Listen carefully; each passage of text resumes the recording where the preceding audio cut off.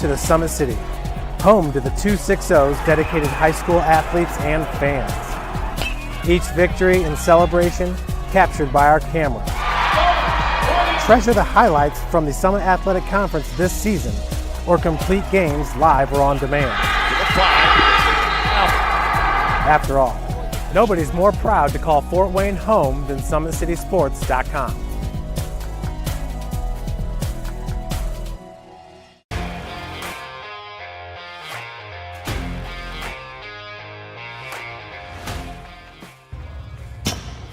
I like to stay active. I try to come in here at least 3 times a week and just get my 1-hour workout in. Since September, I think I've put on 22 pounds of muscle. I think my vertical has gone up plus 5 inches. I've gotten a lot faster since then too. I can hit the ball further. In football, I can push people around more. It's basketball easier too. Just being stronger just makes everything easier. Brandon started with gym rats basketball training. After one of the sessions, he came up to me and he wanted to know if he could do more. So Brandon started the Edge program in November, in addition to the club training he was doing, because it offers personalized programming for his athletic goals. PSM Performance uses a long-term athletic development pyramid. At such a young age, it's really good for Brandon to set the foundation of athletic development. Since he is in season all year round, he has to be ready for all the physical demands. So he does a lot more strength training, just because in basketball he sprints and cuts a lot. In baseball he's doing a lot of sprinting. In football he does a lot of sprinting and jumping. So preparing him to withstand the physical demands of those games, he does a lot more strength training. I like all the lower body stuff the best. I do goblet squats, split squats, back squat, front squat, a lot of those. Tyler knows what's best for me. He always points me in the right direction. He just pushes me to go harder every day. I was once a Southside kid who was led on a journey by high school football. A journey that taught me discipline, toughness, and the skills that made me a success. As a businessman with a CPA license who owns his own firm, I still use the building blocks of high school sports in my everyday life. Someday sports will end no matter what level you reach, but you will be left with the skills to compete in the next game, the game of life. Thank you for watching Summit City Sports. To help broaden our coverage, we're asking you to become a monthly sponsor to our Patreon account. We produce weekly highlights and live video broadcasts. When the Homestead girls golf team won its first state title in program history, we were there. When Fort Wayne brought back 3 state titles in cross country, we were there. We believe in sharing positive stories and setting the standard for how high school sports should be covered. Join us and donate today.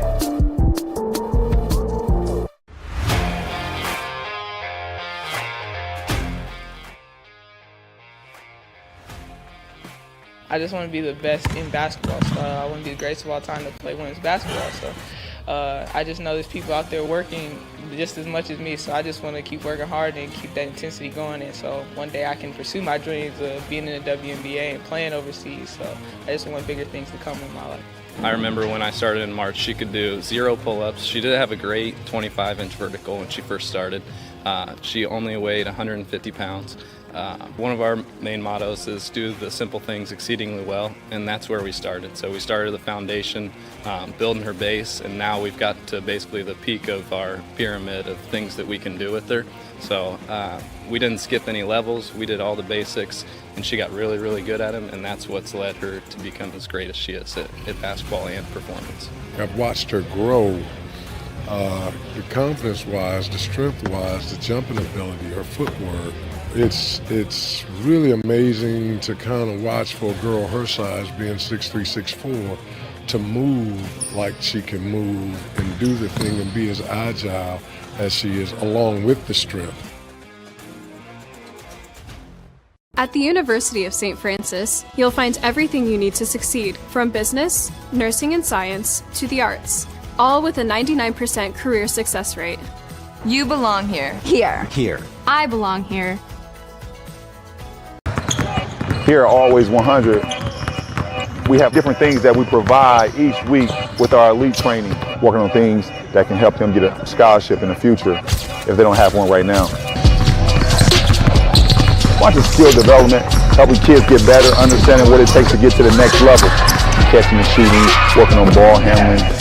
In the last 5 years, we had over 200 kids that's able to play basketball at some places from the NAIA Division III, Division II, or Division I level.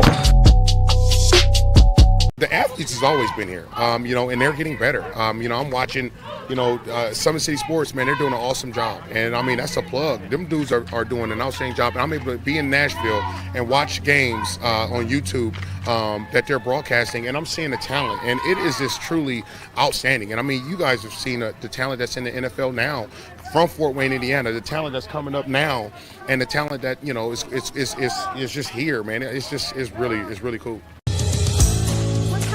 Your kids grow up quick, and there's a lot to teach them. Some lessons they won't pick up in school. Some they'll learn the hard way. But when it's time to give them the keys to their finances, we'll be there to help with their first checking account and the tools they need to make sense of their money. And even though they're off on their own, you'll be able to check in to see how they're doing. Raising your children is important, and teaching them about money is a big deal. So ProFed makes it easy. Federally insured by the NCUA, Equal Housing Lender. In 1952, my father, Jim Kelly, opened his first dealership. Thanks to loyal customers, dedicated employees, community support, and a bit of luck, his business grew. 70 years later, that dealership has become the Kelly Automotive Group, with 14 brands in 3 locations, including our new Fort Wayne Auto Mall. Thank you for 70 amazing years. It's been the ride of a lifetime. We hope you join us for the next 70. In 4 years, this could be you. At the University of St. Francis, you'll find everything you need to succeed, from business, nursing and science, to the arts. You belong here! Our football team haven't won a sectional title in 32 years. There's no team better than us if we just do our job. Nobody really want to lose no more. All you want is greatness. You want me 1, 2, 3? This is the game that's been on my calendar all year. We don't need fan discipline. We a whole different north side.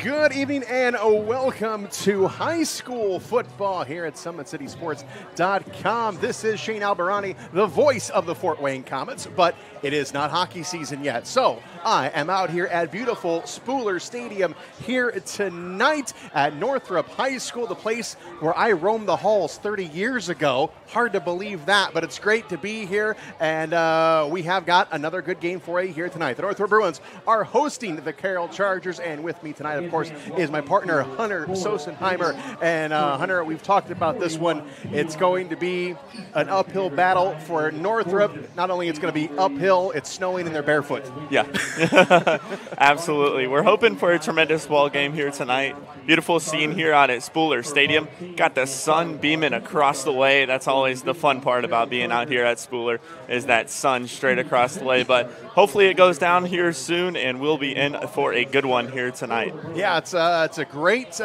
place to call a ball game, but unfortunately, yeah, you're right, the sun does get in your eyes here. So maybe in about a couple of hour and a half here, we should be able to actually see what's going on in the field. But we'll do our best getting names and numbers out there to start this one here tonight at Spooler Stadium. Well, the Carroll Chargers, the visiting team tonight, well, all you can say about them is they're pretty good. 3-0 on the season. They are tops in the SAC. Right now, they are tied with Homestead, and Homestead is going to have a battle tonight with Bishop DeWanger, just one game back of first place in the conference. But Carroll coming into tonight's game undefeated. They are ranked number 9 in Class 6A, and they have got a very powerful offense and a great defense. Only 44 points given up this season. The Chargers have scored 98. Now, look at the other side of the coin for the Northrop Bruins, 1-2 on the season. The only victory of the year for the Bruins was 17-12 win against Southside right here at Spooler Stadium a couple of weeks ago.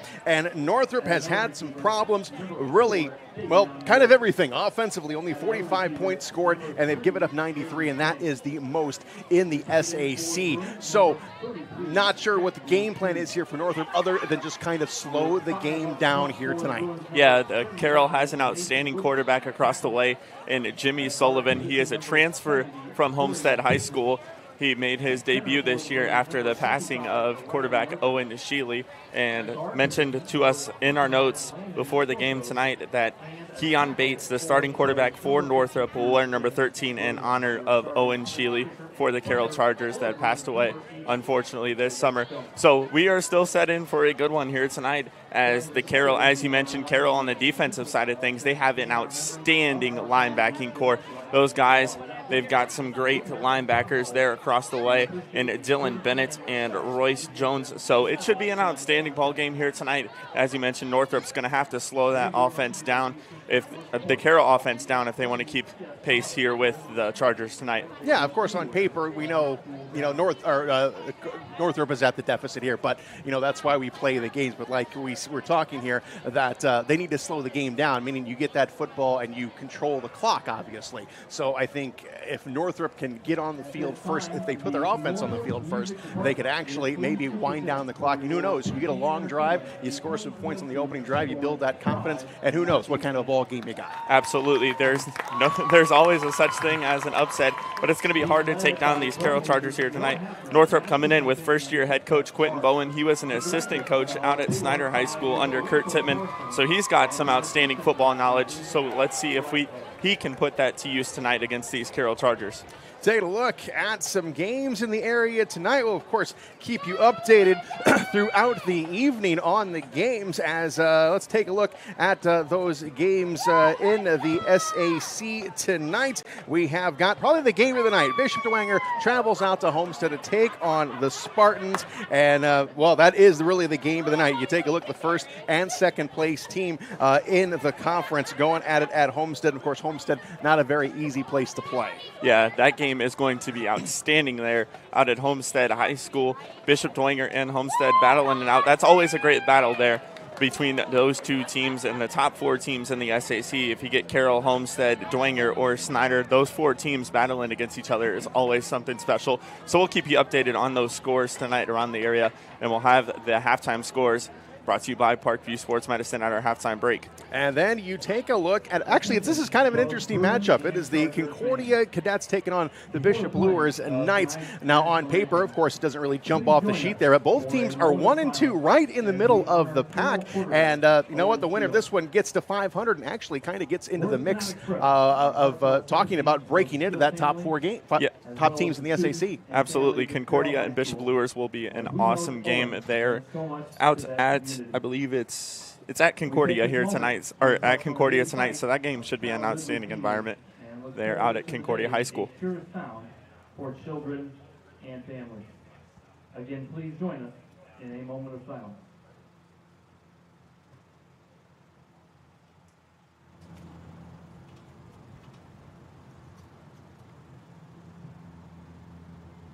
Thank you. And now, ladies and gentlemen, please stand and find our flag. All right, we are going to take a pause for our national anthem out here at Spooler Stadium. You are watching high school football on Summit City Sports. As we honor America with the playing of our national anthem. I was once a Southside kid who was led on a journey by high school football. A journey that taught me discipline, toughness, and the skills that made me a success. As a businessman with a CPA license who owns his own firm, I still use the building blocks of high school sports in my everyday life. Someday sports will end no matter what level you reach, but you will be left with the skills to compete in the next game, the game of life.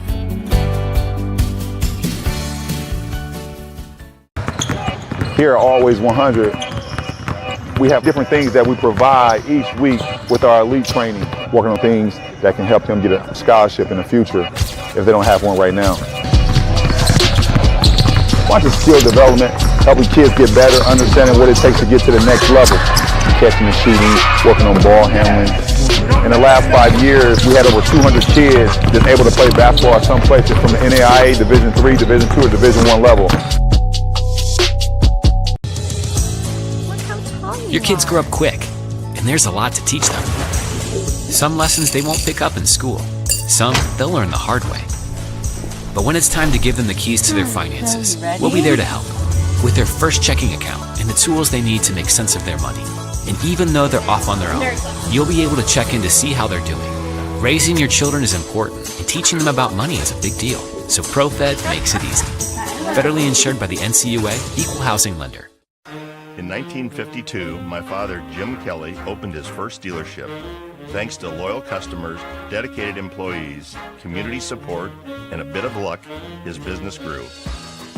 70 years later, that dealership has become the Kelly Automotive Group, with 14 brands in 3 locations, including our new Fort Wayne Auto Mall. Thank you for 70 amazing years. It's been the ride of a lifetime. We hope you join us for the next 70. We are back alive at Spooler Stadium here tonight. Shane Alberani, the voice of the Fort Wayne Comets, going to be taking you through this one here this evening. I'll be joined by Hunter Sosenheimer throughout the night, as well as Northrop Bruins looking to get, an upset victory over the Carroll Chargers, who currently sit at the top position of the SAC Conference. Well, going back to some games in the area, as we were talking about that before we went to break, going over to the ACAC tonight, the Allen County Athletic Conference. Jay County is at Adams Central. South Adams is at Heritage, and Woodland will take on Bluffton. Going to the NA8 Conference, we got the battle of Noble County and DeKalb County. A great rivalry up north between DeKalb and East Noble. That will get reunited here tonight. Huntington North takes on Columbia City. Leo is at New Haven in another good NA8 game. Of course, we saw Leo last week get blanked by Norwell, and Norwell is going to play New Haven next week, so that one is going to be a great game in Ossian. And Norwell, they are taking on Belmont here tonight. Now, in the NECC, Central Noble takes on Prairie Heights. Another good one. We've got Busco and Eastside. They are playing up in Butler tonight. Lakeland takes on Garrett. Southport is at Fairfield, and West Noble travels over to Angola. Now taking a look at the AP polls coming in to tonight's game. Taking a look at those teams that are ranked in the area. Well, the top of the list is the team we got here tonight, the Carroll Chargers, number 9 in Class 6A. Homestead as number 18 in Class 6A. The Snyder Panthers participating in 5A. They are number 4, followed by the Northside Redskins. They managed to hang on to number 8 despite having that 1-2 record. And if it's really unfair that really Northside is 1-2. It's a shame because they are such a good football team. Oh yeah, they've had a really tough schedule to start the year, and that's always something. Head coach Ben Johnson there over at Northside, they always have the toughest schedule to start, so that's something they have to keep rolling along with and try to improve every week that they possibly can. But with 5A, there's a lot of indie schools that ended up moving up to 6A, so that's why you see the Snyder, the Northside, the Bishop Dwangers. Those guys are in 5A at the top of that top 10 pack. It's all because those indie schools are moving out. So it's a good sign for them. Northside's improving as the year goes along, and that's what you hope from a football team. And they gave Carroll all they can handle last week. So the pollsters are being kind to Northside. Despite being a 2-loss team already, they still stay at number 8 in 5A. Bishop Dwenger, and that's kind of a surprise. Dwenger is ranked below Northside. They are number 10 in Class 5A. Ooh. So, yeah, that's kind of shows you the kind of respect they're giving Northside right now. Yeah. So hopefully Dwenger can hang their heads high and defeat Homestead to try to move higher up in that Class 5A pool. And then, as we mentioned as well, Northside takes on Wayne tonight, so you can't sleep on Wayne. Wayne is an outstanding football club there under head coach Sherwood Haydock, so you don't want to sleep on them against the Northside Legends tonight. Yeah, and Wayne played Northrop at Wayne last weekend, and the Bruins fell to the Wayne Generals. But Summit City Sports actually got a little nationwide publicity to that one, right? Oh, yeah, the little Sports Center top 10 and number 1 play last week put in by Christian Trimble and Lamaria Nelson. If you haven't checked it out, go ahead and head on over to our Twitter page at 260 Sports. We have it pinned to the top of our Twitter page. It was an outstanding thing to see and getting that publicity. Shout out to the cameraman Thomas Nolan and broadcaster Tim Atkinson on the call for that one. That was an outstanding play put together by those 2 football players there out at Wayne High School. Yeah, you're going to want to check that out. It's something that I don't think that anyone has ever seen before. Yeah, we watched We'll leave it at that. No spoilers. Going back to the polls, Norwell, they were impressive last week taking on the Leo Lions. They blanked Leo in Leo, a game that we called on here on Summit City Sports, and they don't move up. They're number 6 in Class 3A, so they're kind of stuck, but they are going to take on Belmont here tonight. Hopefully that's not a game they're looking past because they'll get New Haven next week. Yeah, absolutely. I believe our owner of SummitCitySports.com, Jeff Mahoney, is looking to get that broadcast out at Norwell with us on the call next week, so we'll see what happens and keep people updated throughout the week, but that will be an outstanding game, especially if New Haven's able to defeat Leo tonight. That will just set up a great NE8 conference matchup there in Ossian out at Norwell High School. Now going back to Class 2A, Bishop Luers at rank number 8. Eastside is at number 12. Now in 1A, Adams Central, they are number 2 in Class 1A. South Adams, they are number 3 in 1A, and those two teams will face each other on the 23rd of September. So, if the powers that be here at Summit City Sports paying attention to that one, that might be one that you want to go see. It's a little drive down to Bern, but it would be fun. Absolutely. That would be a fun environment out there. So we are still a few minutes away from kickoff here at Spooler Stadium. Again, another beautiful night for football. We have been so lucky weather-wise.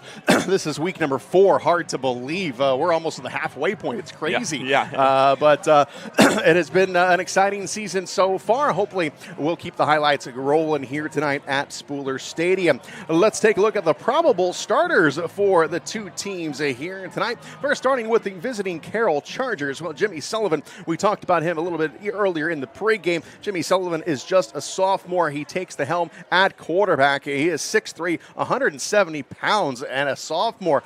So he is certainly going to keep on growing. Running backs are Nate Starks, and then moving over to the offensive line, Caden Abbs at tackle. On the right guard side, you've got Jaden Barcolo. At center, Jake Wilson. Your left guard is Jonathan Scott. Left tackles Aiden Hunley. And moving over to the wide receivers, Kaven Hirschberger is at one wide out, Hanson Hafner, and then you have got Cooper Rudolph, also a wide receiver as well. Your tight end is Jaden Hill. Moving over to the defensive side of the ball for the Carroll Chargers. At defensive end, you have got Ashton Pesky. You have got Caden Sadusky at nose guard. And then on the defensive end, on the other side, you have got Royce Jones. Linebackers are Justin Anderson, Dylan Bennett, Maxon Weird, and Solomon Oduma. And you were talking to Henner about those 4 guys I just mentioned, those linebackers. Yeah, that linebacking core has been together for years, and they are tremendous. So look for them to step up big on the Northrop offense here tonight. We'll see how everything turns out. And your secondary for the Carroll Chargers tonight, you've got Jorge Valdez, Michael Dirkman, Kaysen Vogt, and Braden Steely you're rounding out the rest of the starters for the Carroll Chargers. Now moving over to the home team, the Northrop Bruins, taking a look at their probable starters. At quarterback, first of all, on the offensive side of the ball, Keon Brooks. He is a senior. He's a 5'11", 190 pounds, and he'll be handing the ball off to Trayvon Freeman, also a senior. Where your receivers are Matt Morgan and Davion Woods, and also on the slot, we have got Jaden Schmenk, who is the slot receiver, another senior on this varsity roster for the Northrop Bruins. Jackson Hughes is the tight end, and now moving to the offensive line, you've got Mason Widmer, who goes 6'3", 240.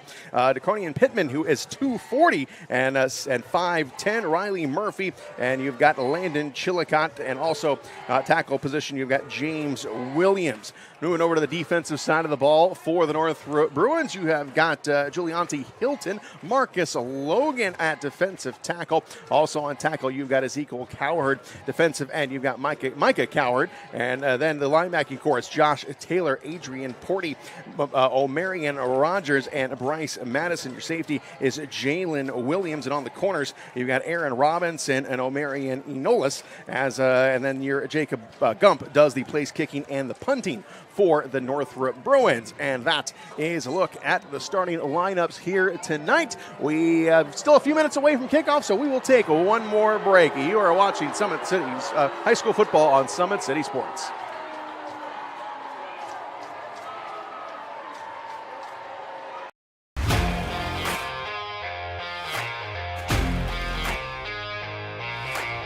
I came into PSM my freshman year after volleyball. Just coming here just really improved like mentally and physically. I brought in my strengths. I came in and I learned how to grow as an athlete. I mean, I've gotten stronger, sprint faster, get up higher. My jump has elevated. Working with Tyler, he built up my endurance for everything, whether it's in weights, sprints. All across the board, we just keep working, and I have athlete development at Warsaw High School that I go to, and so I send him my thing every day, and he changes what we do in here to adapt to what we do there. High school volleyball, when you can go up to 5 sets, being able to just outwork everybody and still being able to put in that 100% was huge for me. PSM performance definitely helped me mentally. I know I can beat out people. I know I can work for what I have, and I know I can even go to the next level on the court. Looking at college, I can put on it. I'm training at a college level. I mean, I come in here and I watch college athletes train. You have hockey players, soccer. You look around and you see every type you can. Just being able to see that level, and I know that I can reach that level as well. You got to work to be the best, and that was just what I wanted to do. I knew that from a young age. I wanted to put in the work.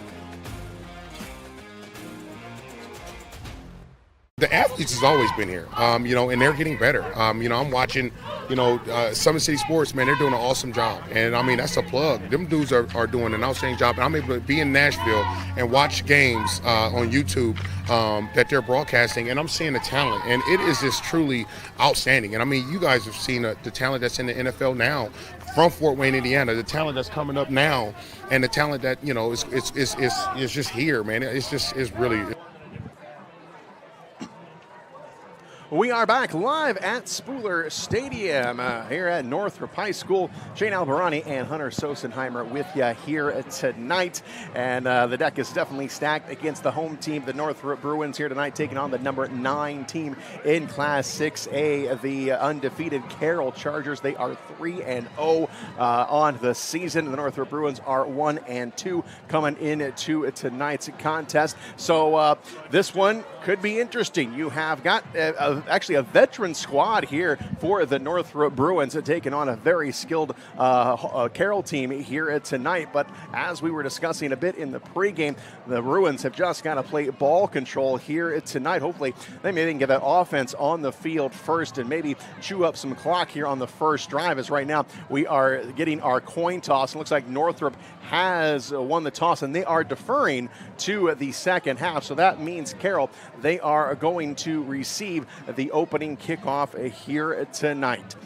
So Northrop and Carroll, the Carroll Chargers dropped 54 on the Bruins last year, and the Bruins have not had very good luck against the Carroll Chargers since the Chargers joined the SAC a few years ago. As the Northrop Bruins in their orange unis here tonight with the bear print on the side of the cap, looking a lot like the Clemson Tigers, and of course the Carroll Chargers in their silver and white gear. They are the visiting team as Northrop's kicking unit gets out onto the field. Carroll again will receive this opening kick as the Bruins won the face-off. Well, I'm already in hockey mode. Won the coin toss, and it will be the Bruins kicking off to start this ball game off here at Spooler Stadium. Another beautiful night for football as we're waiting for that sun to go down behind the visiting bleachers here at Spooler Stadium. It's going to be kind of a rough go here, seeing the numbers as we start the ball game here, but as the night progresses,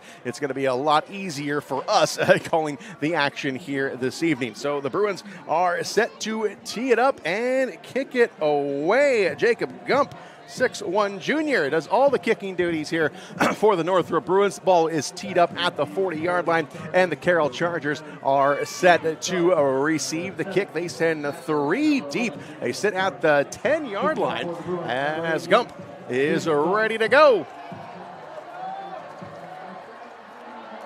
Gump approaches the ball. A little line drive kick. It's going to be snagged right at the 10-yard line. And the return man goes up along the far side and gets out to about the 36, 37-yard line. Nate Starks, number 27, a running back, returning that kick. That was a line drive, had a little bit on it. He was able to haul it down and get a good return. And that means the Carroll Chargers offense will get on the field. Jimmy Sullivan, a sophomore, leading the offense out for Carroll. as the Bruin defense, who's given up the most points in the SAC so far this season, 93. This will be a very important start for them here tonight. Hopefully can keep Carroll off the scoreboard here in their opening sequence. So Sullivan, and now we're actually going to, do we have a penalty called? We're going to march this all the way back, yeah. Looks like a penalty was called, and now the Chargers are going to start this one at the 22-yard line instead of the 32. So it's 1st and 10, and it's the first play from scrimmage here tonight for Sullivan. We got 3 wide out here at the bottom of your screen. It's going to be a handoff right up the middle, and now veering off to the left is the running back, getting close to the stick and getting about 9 yards on that. And that was Stark again, who returned the opening kickoff.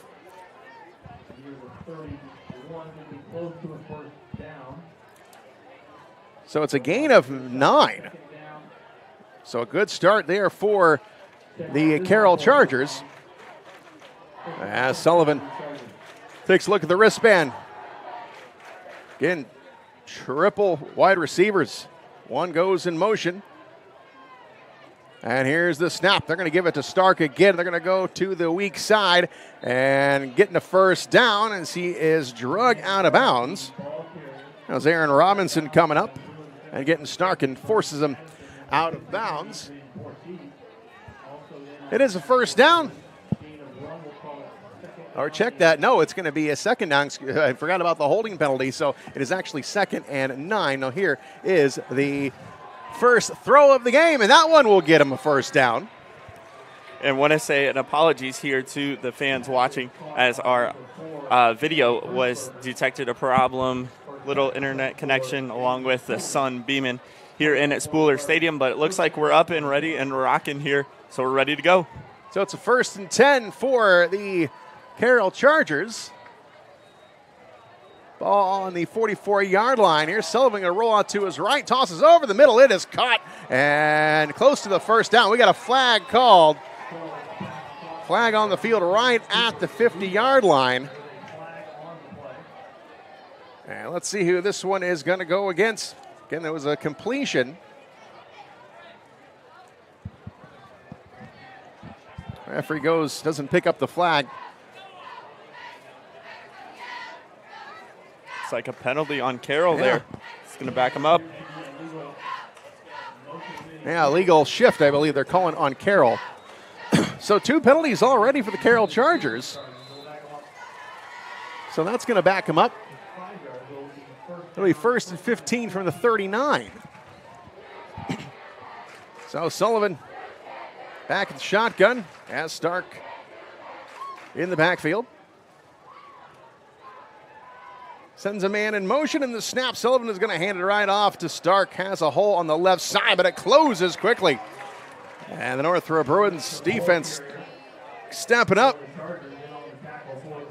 And as we mentioned in our pregame, that's what you want to happen if you are the Northrop Bruins. Get a stop here and force the Carroll offense to get off the field to try to get the Northrop offense on the field and get things going. It's 2nd and 13 from the 41. Sullivan back to pass, flings it out to the far side. It's caught, but shy of the first down. Gets him close to the 50. And that was Cooper Rudolph. Senior for the Carroll Chargers. So if you're Northrop, you need to stop here. 3rd and 5. And Northrop jumped. So that is going to be an offside call on the Northrop Bruins. That was Micah Coward who jumped over on the far side. And the Bruins give Carroll a first down. And that is not what you wanted to happen if you are the Northrop defense. It's going to force the Carroll offense to stay on the field and try to get on their side of the 50. So Carroll gets in Bruin territory. Here's another toss to the far side and a completion. It's going to be about a 5-yard gain. Camden Hirschberger with the reception. And Jimmy Sullivan so far, he's been perfect throwing the football, even though a couple have been called back to the penalties. He's been precise. Sullivan awaits the snap, takes it. Going to take it himself. Goes to left side. Doesn't get anything. He is wrapped up. Bruin defense on Sullivan right away. Tried a little play fake there. Went up along the tackle on the far side there, and it is going to be a third down. Hockey mode, Shane. You know what? I've said face-off. I've said boards. I'm already in hockey mode. I was so good last week. Almost there. Almost there. Here's Sullivan. Looks like going to take it himself. Going to fake the pitch. Oh, he stretches for the first down. Chargers there. We're showing throw a little option there, but Sullivan kept it himself, and it is a first down for the Carroll Chargers. Makes it 1st and 10 from the Bruin 35s. The Chargers here moving on down the field. Sullivan stands at the 40, awaiting the snap. Takes it back to pass. Lots of time, goes over the middle, and it is incomplete. There was a pass rusher coming in, but it was picked up by number 75. That was Caden Abbs with a big block there to keep Sullivan comfortable in the pocket. Pass was incomplete. That's his first incompletion of the night. Sullivan again, they hurry up, get to the line. Here's a handoff to Starks to far side. He dances around, gets through everybody, gets to the 15, gets spun around, and he's finally taken down. And it's another first down for Carroll. Nice run there by the running back there for Carroll. Skin through the hole and spinning off tackles. That's what you love to see from the running back. It's Nate Starks. So it's 1st and 10. They marked him down at the 16. Sullivan back to pass. Lots of time. Again, quick little route to the far side and an easy grab and an easy first down. Hirschberger's second reception of this drive. And it sets the Chargers up. Looks like they will be inside the 5. It's going to be placed on the 3-yard line. And the officials here call a timeout. And we're going to get a substitution here for Northrop. Like what I'm seeing here thus far for number 4, Camden Hirschberger there for Carroll, making himself known in the receiving position here to start it early for the Chargers. Opening drive for Carroll. We've got no score in this one. 8:54 to go in the first quarter. And the Chargers are threatening. Here's Starks. Nice. So look at this. Little option and an easy touchdown. Jimmy Sullivan catches it. And we get a flag.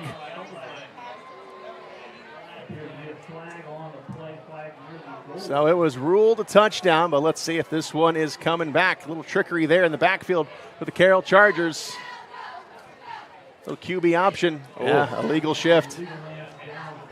Or illegal man downfield. So, the Carroll Chargers, I think this is their 4th penalty already here on this drive. Yep. Hasn't really affected them as they just keep gobbling up the yardage here.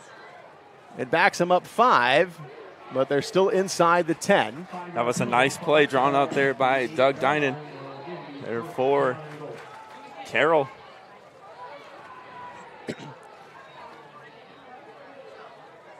So the Chargers on the 8-yard line. They break the huddle. Sullivan comes out. Starks in the backfield. And here's the snap, little fake here. Sullivan is going to roll to his right. He is going to tuck it and run, and he is hit. Did he get in? It's like he is just shy. Took a wicked hit. Got spun around and didn't quite make it to the goal line. So it'll bring up a 2nd and goal for the Chargers. Sullivan hurries the offense, gets underneath center. And Sullivan trying to get it himself. Oh, did he get in? He spun around, and he is in for the score. He got stood up right as he got to the line, but he snaked around everyone, and he fell forward. And it is a touchdown for the Carroll Chargers. They lead it 6-0.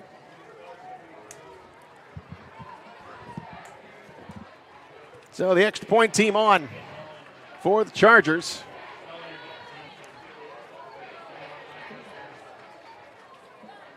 Sebastian Lopez, a senior, handles the kicking duties.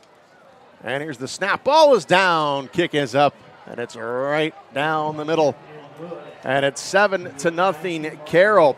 Well, an interesting drive, as pretty methodical there, but the Chargers were flagged, I think, 4 times in that drive, but it didn't seem to slow them down at all. And the Northrop Bruins defense, I'm not sure if they have the answer here tonight, because Sullivan was just kind of picking them apart, especially down on the sidelines, that far side there, the weak side. They were really exploiting the secondary of the Northrop Bruins. Yeah, the Jimmy Sullivan was taking down the secondary end of that linebacking core there of the Northrop Bruins. But I like what I saw there early from the defensive line there from Northrop, making some plays there early to stop it. But then the flags kind of thought we were going to cost Carroll, but Carroll able to get in the end zone there for 6, an outstanding drive there from Jimmy Sullivan. Well, we're going to see what the Northrop Bruin offense has for us here tonight as the Chargers get on the board on their first drive of the game. It's 7-0 with 8:19 to go in the first quarter. So Lopez will kick it away for the Carroll Chargers. And the Bruins send one man back deep.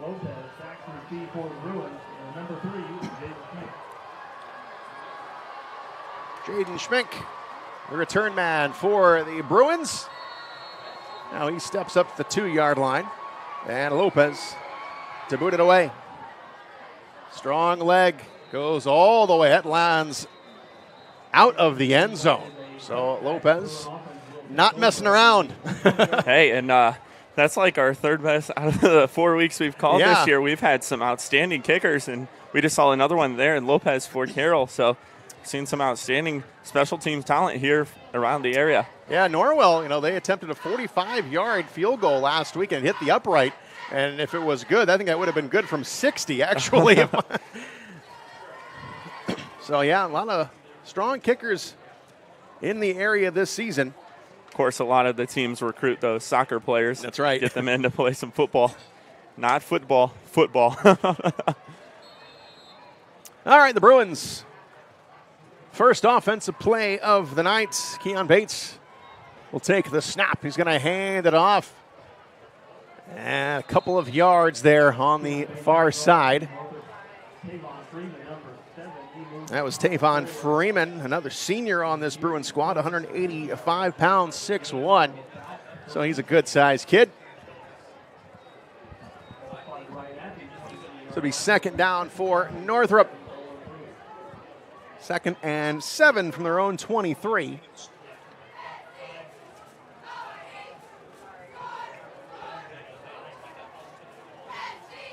Bates breaks the huddle. And he has Freeman in the backfield. He's going to fake it. Looks like he is going to be wrapped up. We have got a penalty marker as Bates didn't have any time at all. Try a little play action there. But he was almost hit before he could even fake it.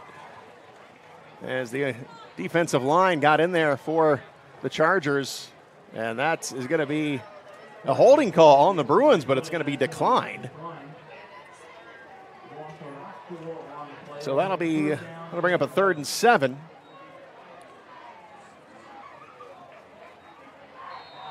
Or 3rd and 11 with the loss. 7:34 to go here in the first quarter. It's 7-0 Carroll. As the Bruins got a long way to go here. 3rd and 11. Bates takes the snap. Looking to throw the ball. Has a man here on the near sideline, and that is going to be incomplete. It was intended for Jaden Schmink, and it was just overthrown. So it's 4th down. So it's a quick 3 and out for Northrop. And Jacob Gump will kick it away. And Carroll sends one man back. Hanson Hafner, a junior, stands at the Bruin 45. And now the officials blow the whistle. Play clock was down to 5. Looks like the officials are the ones that stop the clock. And Northrop We have a late substitution here as Marcus Logan Jr. exits.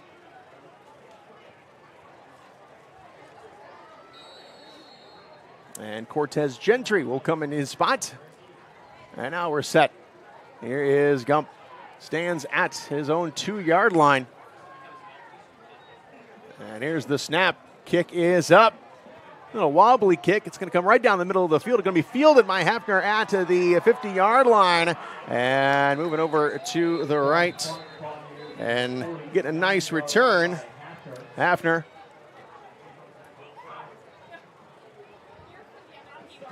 About an 8-yard return there for Hafner. And it is going to be 1st and 10 for Carroll. It's going to be their second drive of the game. And they are set up inside of Northrop territory. 7:11 to go here in the first quarter.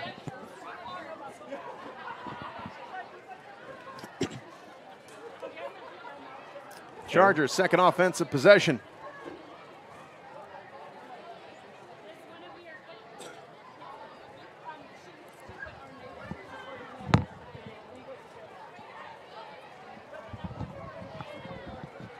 All right, the Chargers looking to get set here as the referee has yet to place the ball down. And what do we got? A penalty called on Northrop. So it looks like they march off 5 yards. So no indication what the penalty was, but it is against Northrop.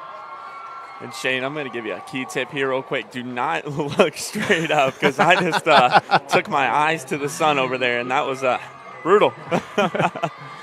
Sullivan taking the snap. Snarks in the backfield. Going to hand it off to Snarks there on a little delay. He has got a lot of real estate on the right side. Stiff arms, a tackler still on his feet. And he is finally taken down inside the 30-yard line. As the offensive line of the Carroll Chargers opening up huge holes for Starks. Yeah, so Starks with an outstanding night here so far for Carroll. Running the ball very, very well. See if they get him some more touches here as he is moving the chains down the field here for Carroll. On the backfield, 2 sophomores back there for Carroll, both Starks and Sullivan. Here's the snap. Sullivan looking around, going to go down the middle of the field, has a man. It's knocked away.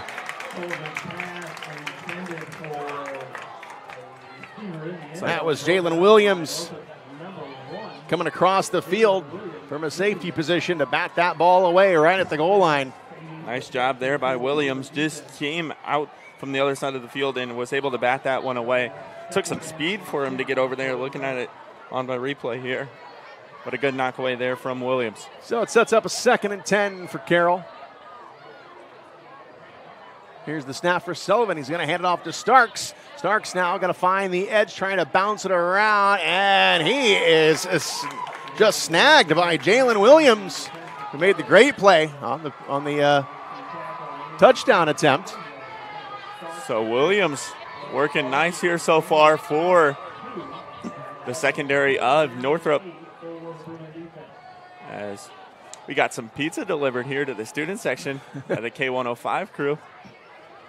Sullivan back to pass, lots of time, going to the end zone. It's caught for 6.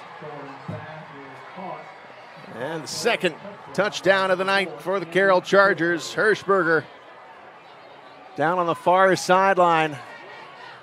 Hold it in for the easy score. And 2 possessions, 2 scores for Northrop. And it is 13-0 Carroll.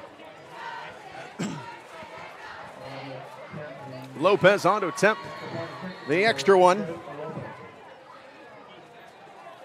Cooper Rudolph doing the holding duties. Here's the snap. Kick is up. Looks good. And it is. So it's 14-0. Carroll. And right now, well, no surprises, Hunter. This is kind of what we expected. I know we joked around about a running clock, but we knew that this was going to be a really uphill battle for the Northrop Bruins tonight. Yeah, exactly. So Carroll getting on the board in their first 2 possessions. Some outstanding drives here shown by the sophomore Jimmy Sullivan, and he's only a sophomore. He's going to be a key threat here for Carroll in years to come. An outstanding basketball player as well there on the court for Carroll. Yeah, he's a guy, a sophomore. Yep. Boy, he's going to be scary when he gets to his senior year. And I'm sure he's already getting some attention from some college recruiters. Yeah, even that running back you mentioned as well, Nate Starks, he's having a sophomore. an outstanding night in the backfield there as well for Carroll. So let's see if they can keep that offense rolling. But 14-0 here, 6:10 left to go in our first quarter. Well, a really good offensive line also makes you look good. Yep, And yeah, that's what exactly. Carroll has got, a very good O-line. Exactly. Looks like that sun is getting closer to setting. We're getting there. As I'm rolling the camera duties and on color commentating here tonight, so we're getting rolling. Hunter doing it all. Lopez with the ball teed up at the 40. Just kicked it through the end zone. Last time he booted it away. And this one is going to be a little short. This one is not going to be returnable, but it does get in the end zone. So it'll be a touchback. And the Bruin offense went out 3 plays and a kick their first possession. So Lopez, perfect here early. 2 touchbacks and 2 extra points there for Carroll, and the kicking duties there for the Chargers. So outstanding to see the special teams growing throughout the area. Early updated score, 7-0 Dwenger over Homestead there with 1 minute left to go in the first quarter there out at Homestead High School.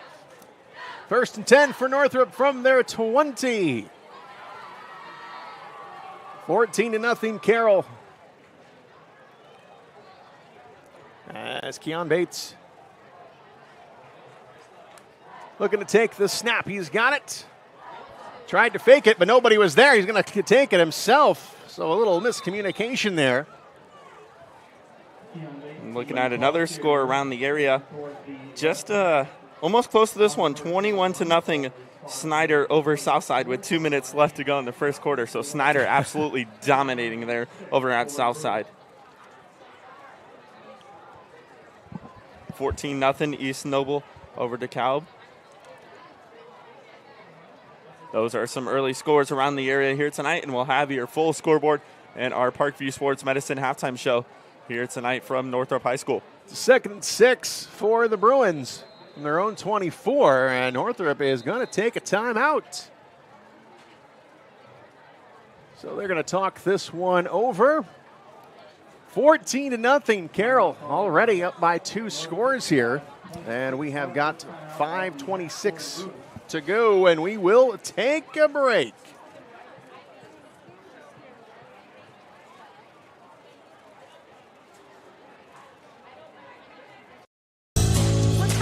Your kids grow up quick, and there's a lot to teach them. Some lessons they won't pick up in school. Some they'll learn the hard way. But when it's time to give them the keys to their finances, we'll be there to help with their first checking account and the tools they need to make sense of their money. And even though they're off on their own, you'll be able to check in to see how they're doing. Raising your children is important, and teaching them about money is a big deal. So ProFed makes it easy. Federally insured by the NCUA, Equal Housing Lender. In 1952, my father, Jim Kelly, opened his first. All right, we're back, and the Bruins here. Oh, look at this, another miscommunication in the backfield. Bates was looking to hand it off, but no one was around him. And he got caught on an island there, and he was easily gobbled up and dropped for a loss. So even though the Bruins took a timeout to figure things out, didn't work out so well. And it's going to be 3rd and 10 after the loss. And we've hit the 5-minute mark here in the first quarter. So Bates gets the play in from the sideline, moves on over to the huddle, and the Bruins get to the line of scrimmage, down to 5 seconds on the play clock. And Bates down to 2. Can he get it off? He does with 1 second to spare. Bates now steps up in the pocket. He's going to throw it, has a man, and it is caught. And we got a flag, maybe a late hit there. Yeah, Valdez came in and absolutely blew up the receiver there for Carroll. It was Davion Woods with the reception. But nice job there by Keon Bates. Didn't have much time at all. He was flushed out of the pocket, stepped up, found an open man on the Northrop sideline. Now let's see what the penalty marker is. You said it was a big hit. It's against Northrop. Not what Northrop needed there. Yeah, they finally got an offensive play. I didn't think it was on the hit. The hit looked clean. Yeah. So Northrop now going to face a 3rd and a long. Better than the 3rd and 41 we saw last week there out at Leo High School. That was probably a record I've seen. That's right.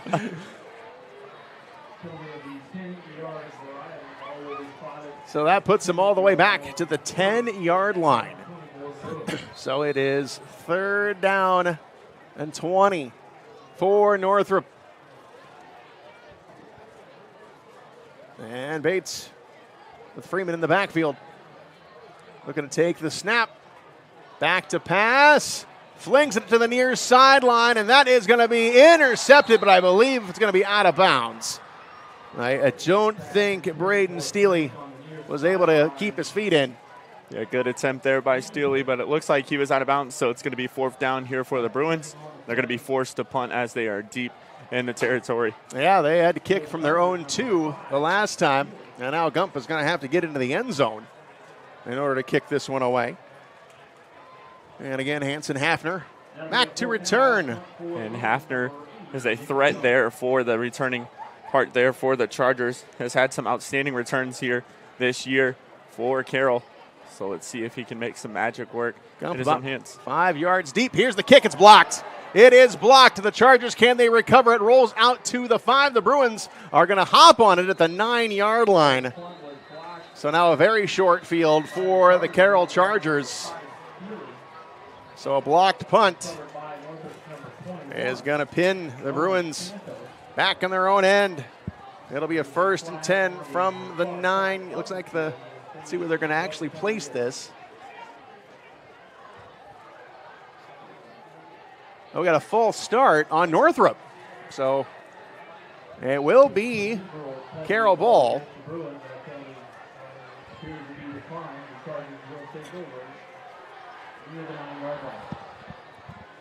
So the blocked kick, the blocked punt rather, will stand. And they're going to mark this off into, they're going to go inside the 5, it looks like. Ball was recovered at about the 9-yard line. So yeah, so the Chargers here already up by 2 touchdowns. Looks like they're going to spot it at the 4-yard line here with a 3-man backfield here for Jimmy Sullivan. So let's see how this works out. I've never seen this formation before. 1st and goal. And here is the snap. Sullivan airs it up, and it is almost brought in, almost a circuit catch by Hafner. Nice coverage there. Got one hand on it, almost hauled it in. A little fade route, and it's incomplete, so it's 2nd and goal for the Carroll Chargers, and they waste no time. They get to the line of scrimmage. Yeah, and Carroll trying to throw the Northrop defense off there with that 3-man backfield along with Jimmy Sullivan. So let's see what this formation will bring here on 2nd down. Here's the snap. Sullivan, he'll just give it a quick toss to the outside and stacked up, maybe a gain of 1. It's Braden Steely.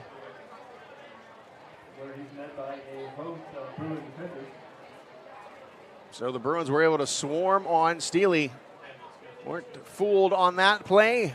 And it's 3rd and goal.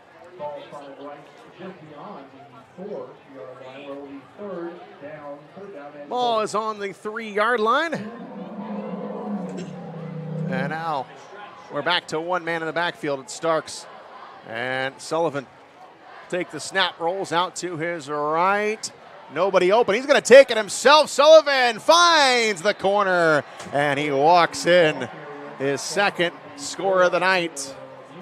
So Sullivan using his legs to put some points on the board. That's his 2nd rushing touchdown of the game, and it's 20-0 Chargers. And we're not even through the 1st quarter yet. This Carroll offense is quite impressive.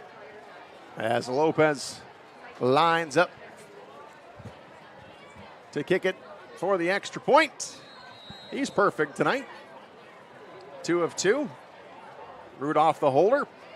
Takes the ball, gets it down. Here's the kick. And it is through the uprights. And that's good. And it makes it 21-0. Carroll. All right, we are going to take a break. You are watching Summit City Sports here. We are watching high school football on Summit City Sports.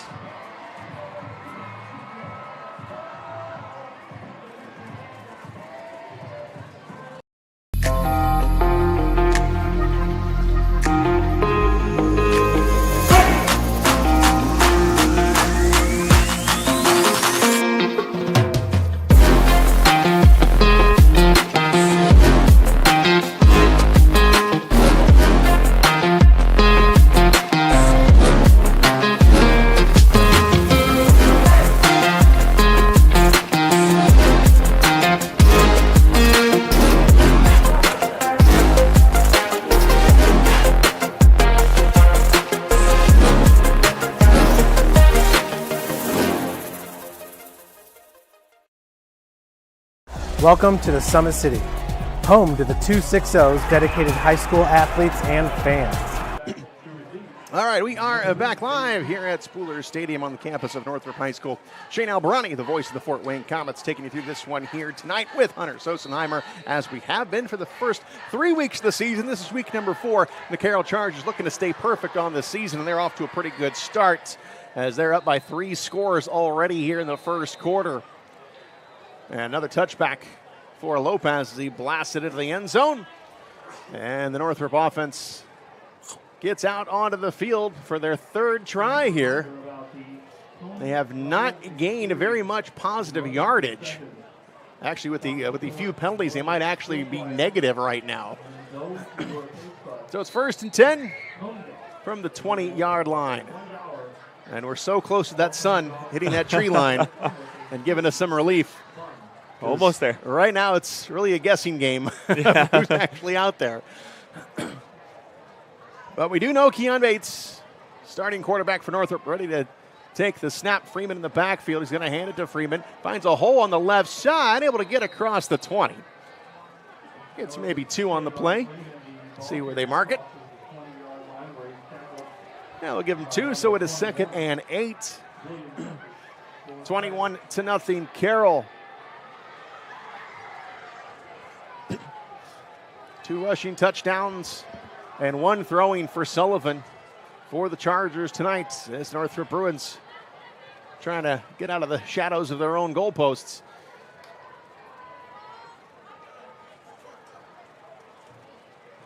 Here's the snap. Gonna hand it off to Freeman. Freeman gets maybe a yard. And it'll bring up 3rd down.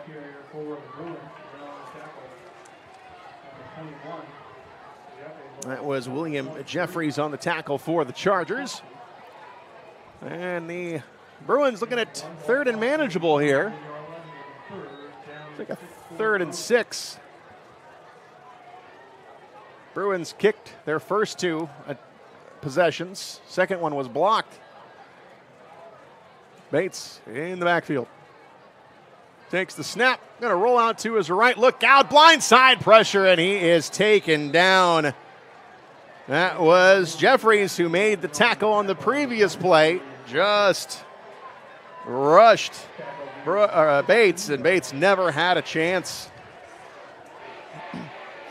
So Northrop going to have to come out in punting formation once again, and that'll put Jimmy Sullivan and the Chargers offense back onto the field. An outstanding environment here in week number 4 here out at Northrop High School. We've had some outstanding weather here throughout the first 4 weeks. Yeah, another great night here at Northrop. Knock on wood. And again, Gump will stand at his own 1-yard line. Play clock down to 2. They get it away. Here is the kick. They come after it again. A little wobbler near the Bruin sideline. And it gets close to the 40. It'll be the 39-yard line, it looks like. And that's where the Chargers will take over. They're perfect. 3 of 3. 3 drives, 3 touchdowns. It is 21-0 Carroll. And again, a beautiful night here at Spooler Stadium. So many memories for me here at Northrop. I'm a Snyder kid, so Oh, I can't say well, you were so. here a lot too. Little rival action there. All right, Sullivan back in the game. Offense back out there for the Chargers. Takes the snap. Going to give it to Starks. A little stutter step. Oh, what a move. Comes right down in the middle. Gets into the secondary, and he's taken down at the 15. Can't believe that those two are sophomores. Yeah. That was a veteran move there by Starks. That little stutter step in the backfield froze the defensive lineman coming in there, and he had a huge hole right up the middle. And it is 1st and 10. They are inside the red zone at the 16. So Starks and Sullivan moving it here for the Carroll offense to start it here tonight. Sullivan, look out, gets some pressure. Oh, look at this. He gets away. Sullivan will dump it over to Starks on the left side. Starks gets to the stick. Can he get to the end zone? He does. Barrels over the attacker. And is he in? Yes, it's a touchdown. Sullivan was gobbled up. I don't know how he got away, but he was able to tear away. Starks stayed right where he was supposed to. He was the option there. And Starks takes it down to the goal line, blows up a defender in his wake, and it's a touchdown for the Carroll Chargers. What a move there by Jimmy Sullivan as we take a look at it here one more time on our Traction AP replay. We'll actually take a look at it here after this PAT coming up. Lopez on for the extra point, and the kick is up, and it is good. So it is 28-0. 4 touchdowns here for Carroll in the first quarter. Yeah, and here we go, taking a look at that one here one more time on our Traction Athletic Performance replay.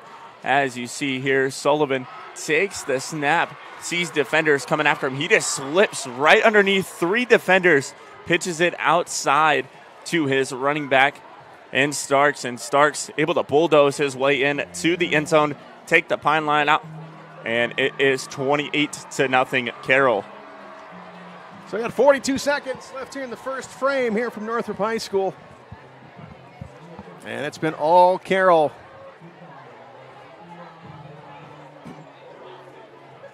So Lopez back out on the field. He will kick it away from the 40. Next up for Carroll, they've got a tough one against DeWanger. That's going to be at Shields Field at DeWanger next week. And a surprising score looking around the area. Bishop Luers up 28-0 on Concordia there early in the first quarter. That one we thought was going to be close, but Luers just trolling away with that one. And we've got some outstanding scores. A lot of blowouts here in week number 4 here in the state of Indiana. We'll give you those scores at our halftime break. Lopez strikes the ball and again hits the back of the end zone. And it's another touchback. So Lopez has hit 4 extra points, and he's gotten 4 touchbacks as well. So it's 1st and 10, and you're still looking for any type of weakness on this Carroll squad. And so far through the first 12 minutes, we haven't been able to find anything. Yeah, you could say that through the first 4 weeks they've played. This Carroll offense and defense is absolutely explosive. Look for them to keep rolling as the year goes along and going into postseason play as well, as they are in 6A, I do believe. So they're going to have some tough tests when it comes to the postseason. But let's see how they finish off this regular season. Just 42 seconds left in the first quarter. Bates take the snap. They're showing blitz. Here's the give to Freeman. And Freeman still on his feet. Strong run there. Gets a couple. Looks like Bates kept that one there. Oh, yeah. That's the very definition of a of a hard run there. You could blame that one on the sun. You know what? I can't, because I did not see that. And a flag is on the field. Beautiful field here at Northrop. Got the field turf here. We got a face mask, and it's going to go on the Carroll Chargers. So that'll move Northrop's offense down the field. Just what they needed. See if this offense. Yeah, they'll take yards any way they can get them right now. Exactly. So that is a 15-yarder. So the Carroll Chargers paying a hefty fine for that personal foul. 34 seconds to go here in the first quarter, so probably just one more play before we get to a break. And this one puts Northrop it's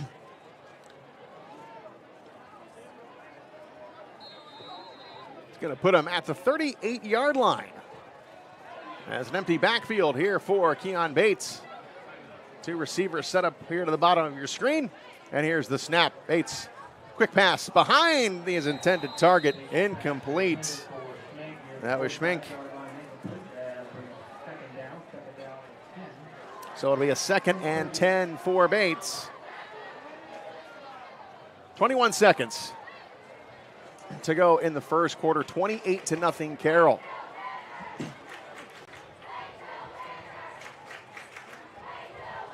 So the Bruins taking their time getting out of the huddle here, getting the play in from the sideline, down to 17 seconds to go on the play clock as they break the huddle and get to the line of scrimmage.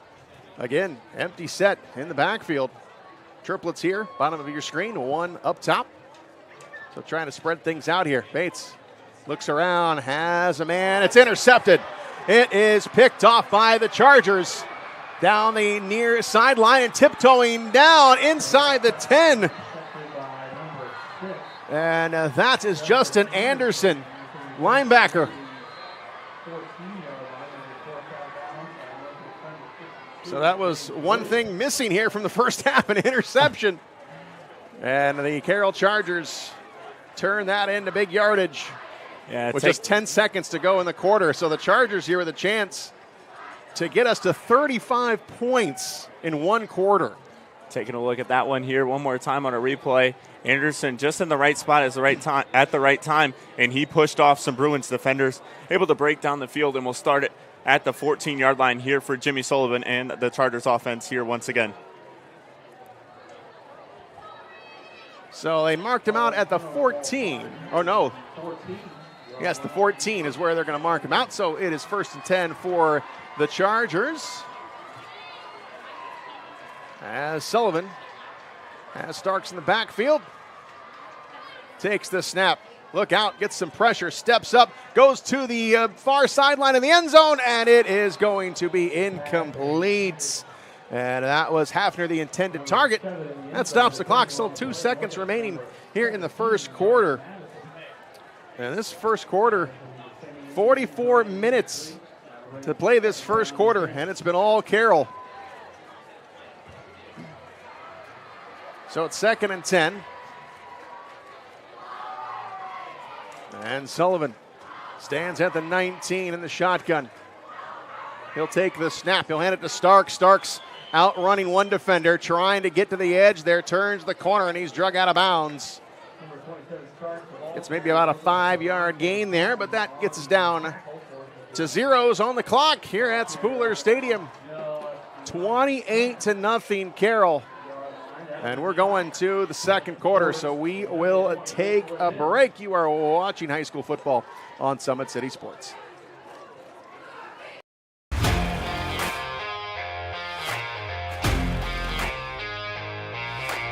I came into PSM my freshman year after volleyball. Just coming here just really improved mentally and physically. I brought in my strengths. I came in and I learned how to grow as an athlete. I mean, I've gotten stronger, sprint faster, get up higher. My jump has elevated. Working with Tyler, he built up my endurance for everything, whether it's in weights, sprints. All across the board, we just keep working. And I have athlete development at Warsaw High School that I go to.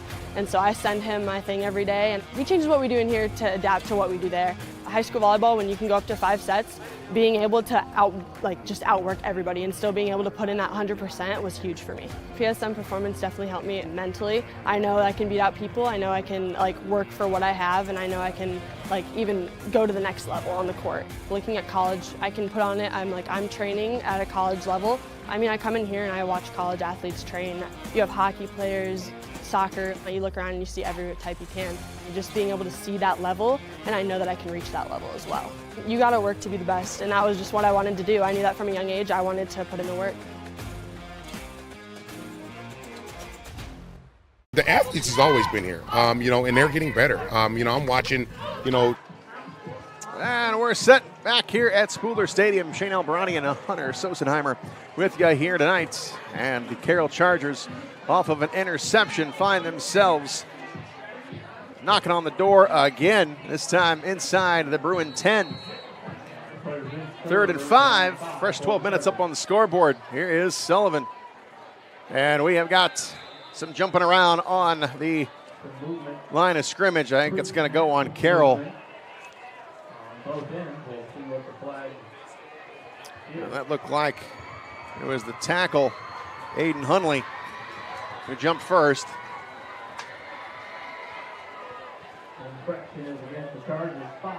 So that'll cost him 5. And Carroll has had 5 penalties tonight, and they're still moving around them.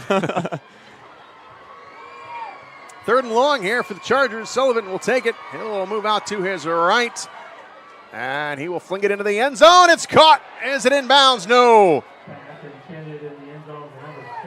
That was Hafner. Hauled it in, but couldn't get the toes down. And we'll see what Doug Dinan has in store. Yeah, 4th down. Certainly has got a great kicker in Lopez. And it looks like they're going to keep the offense out. No. Here comes the field goal unit. And they're going to have to move quickly. 20 seconds on the play clock. You got to get all those guys out there. They took an awful lot of time to decide what they were going to do there. So Lopez looking to add a field goal to his resume here tonight. He's been perfect on the PATs, 4 for 4. And the play clock down to 3 seconds, down to 2. And the snap, and the kick is up, and it is no good. So I think that was a bit forced there as the play clock was about to hit 0. And I don't think the holder, Rudolph, was able to get that down. So it is no good. So the Bruins, they get some success there as Carroll, an unforced error, missed the field goal after that interception that put him inside the 20, or inside the 10. So Northrop takes over on downs, and it's 1st and 10 from their own 20.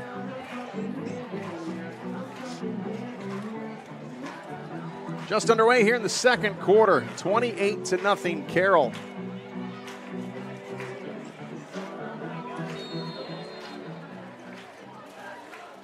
Bates stands back at his 15, and he takes the snap.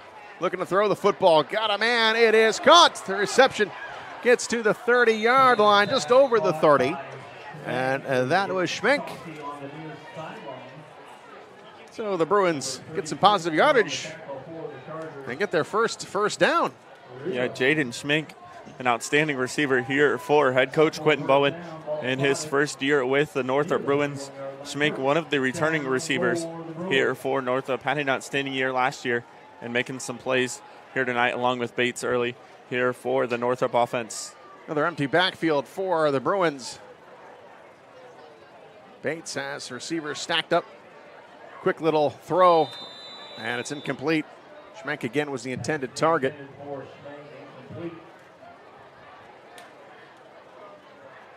So that'll bring up a 2nd down and 10 for Northrop. Catch there, the breeze. It's a little bit of a breeze, and the sun is going down, so everything is right now going in our favor, Hunter. Amen. Let's see if the Northrop Bruins can get something going in their favor. Bates will get the play in. Down to 8 seconds to go on the play clock. Northrop spreading out the offense here. They're down by 4 scores. They need to, and the snap. Not sure if they got that one off. Delay a game on Northrop.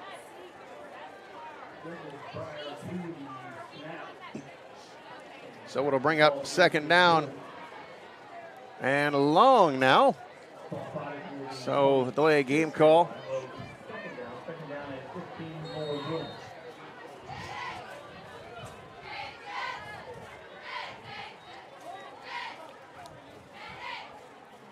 Second and 15 from their own 26. And Bates looks around, takes the snap. Looking to throw it again, goes to the far side now. That one is dropped. That was Barksdale Wilson. And we got another flag. Flag City here. Yeah, it has been, I'm not sure if we were expecting a quick one or not, but, a lot of balls being thrown, so you had interceptions, which is slowing it down, and now you've had a lot of flags as well. So it took, close to an hour to play that first quarter. Yeah, the officials are going to meet up here at about the 25-yard line. See what we got as the call here. So they're going to head over to head coach Doug Dinan there for the Carroll Chargers. 28-0 here. As I mentioned, we got some scores around the area, and we'll bring those to you at our halftime break here on our Parkview Sports Medicine halftime show. We got a personal foul on Northrop. It's declined. That'll bring up third down. So a loss of down there for Northrop. So now it's 3rd and 15. And the clock now starts to wind. Here's the snap. Another pass out to Schmenk. Nothing. He caught it, but 2 Chargers right on him. Got a nice stop there by number 17, Tanner Marker. Number 21, William Jeffries. They're making the stop for Carroll, and it's going to be another punting situation here for the Bruins. Yep, so Gump. And looks like we got a new returner in for Carroll. So deep is number 5, Braden Steely, there for Carroll. He'll do the returning as Hafner went to the sideline there for Carroll as well. So the Bruins showing protection here right up the middle. Oh, they block another one. Second block of the night. And Carroll will recover. And the Bruins set up there to protect the punter. They put 3 right in front of them, and they still could not stop the Carroll Chargers. They busted right through, and Gump has had 2 blocked here tonight. Yeah, and taking a look at that one here one more time on our Traction AP replay. Let's see if we can get it rolling here.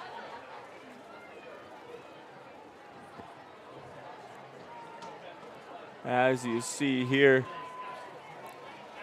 5 Chargers coming at the punter there, and they're able to block it and get good field possession here for Jimmy Sullivan and the Carroll Chargers offense.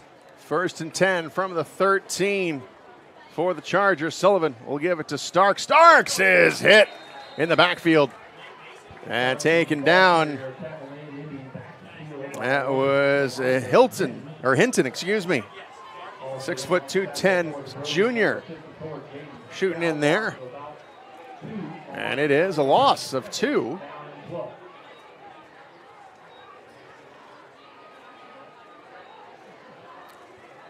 Sullivan quickly gets set as Starks in the backfield. Takes the snap, rolling out to his right. Lots of time. Going to go to the end zone, and it is going to be knocked away by Northrop. And that was Jalen Williams. That's the second one tonight. He's batted down in the end zone.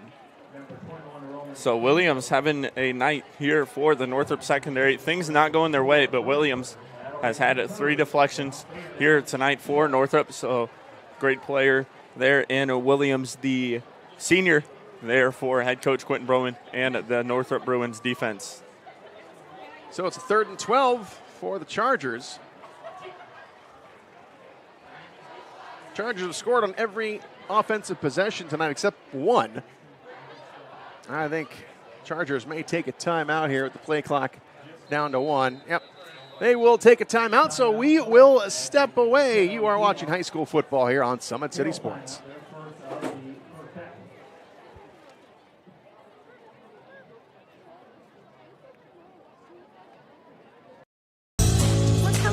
Your kids grow up quick, and there's a lot to teach them. Some lessons they won't pick up in school. Some they'll learn the hard way.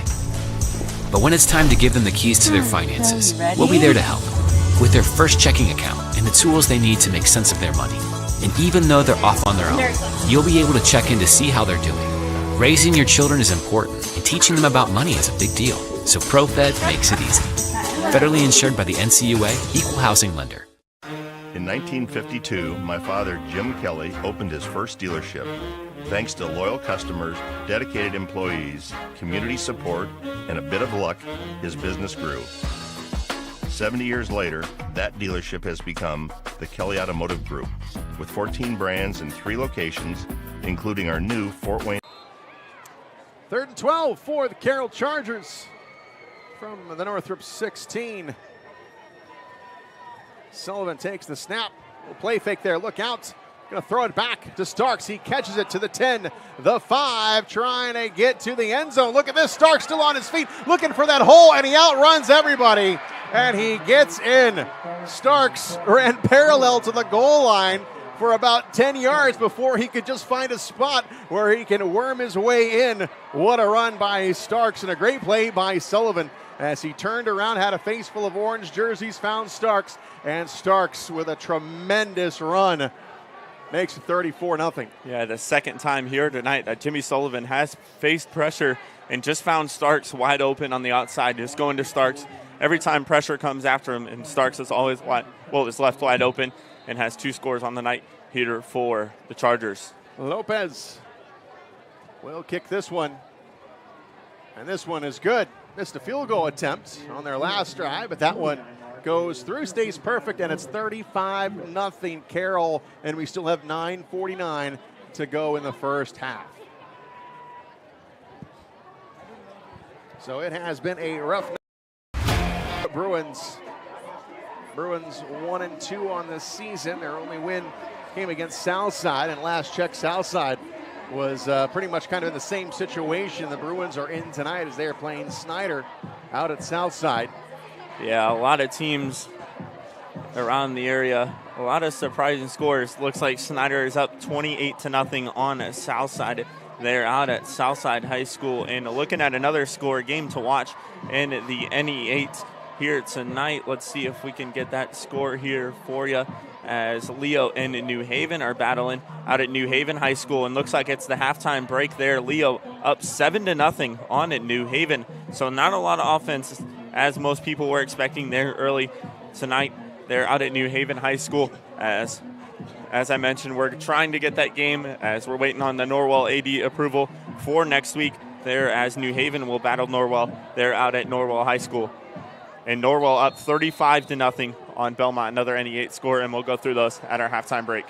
Same score we have here tonight. Lopez boots it again into the end zone, and that'll be a touchback.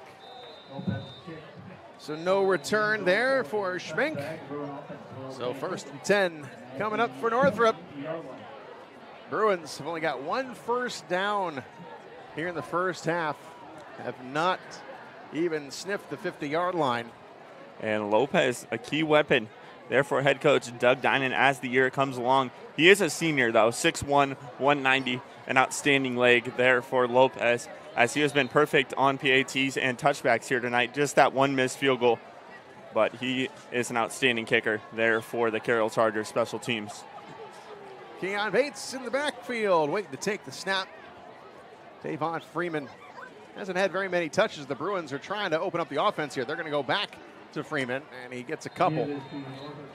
So yeah, down this many points. The Bruins trying to open things up. Now they're just going to go back to basics here and trying to give Freeman some touches. So it is going to be a 2nd and 8 now for Northrop.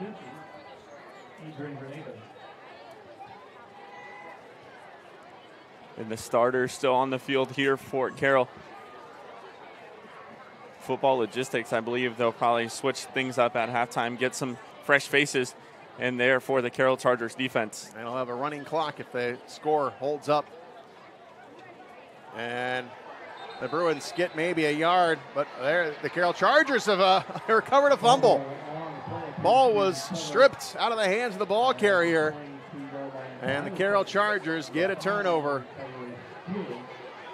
And let's see if we can pull that up here on our Traction AP replay. Not sure if it actually popped up or it was stripped away. Yeah, I really didn't catch anything on it. So let's take a look at it here one more time on our Traction AP replay. As you see here, Bates takes the snap, hands it off kind of in a fullback, and yeah, looks like it was just stripped away as 5 defenders were on the fullback there of Northrop. So Carroll takes possession, and we'll have good field possession here once again beginning on their 22-yard line. Here's Sullivan, going to hand it off. Got a new ball carrier in the game, and he is trapped behind the line of scrimmage. That is Noah Balbo, a junior, 5'6", 160 pounds. So Starks, maybe his night is done. He has had quite the night, him and Sullivan. Yeah, an outstanding first half there for Starks. Starks is still over there on the sideline with his helmet on. Just going to see some rotation, I believe, here from the Carroll offense. And here's a strike down the far side. It's going to be incomplete. And we do have a new quarterback in. That is Ethan Springer. So we'll see if Sullivan's night is done. Already up 35-0 here with 8:26 to go in the second quarter. And a great defensive play there once again by Williams in the secondary there for Northrop. Just holding off and putting his hands up to try to knock that one away. It's going to be 3rd and long here for the Chargers. 8:26 left to go here in our first half. So Ethan Springer getting some action here. We'll take the snap. Throws it, and it's incomplete.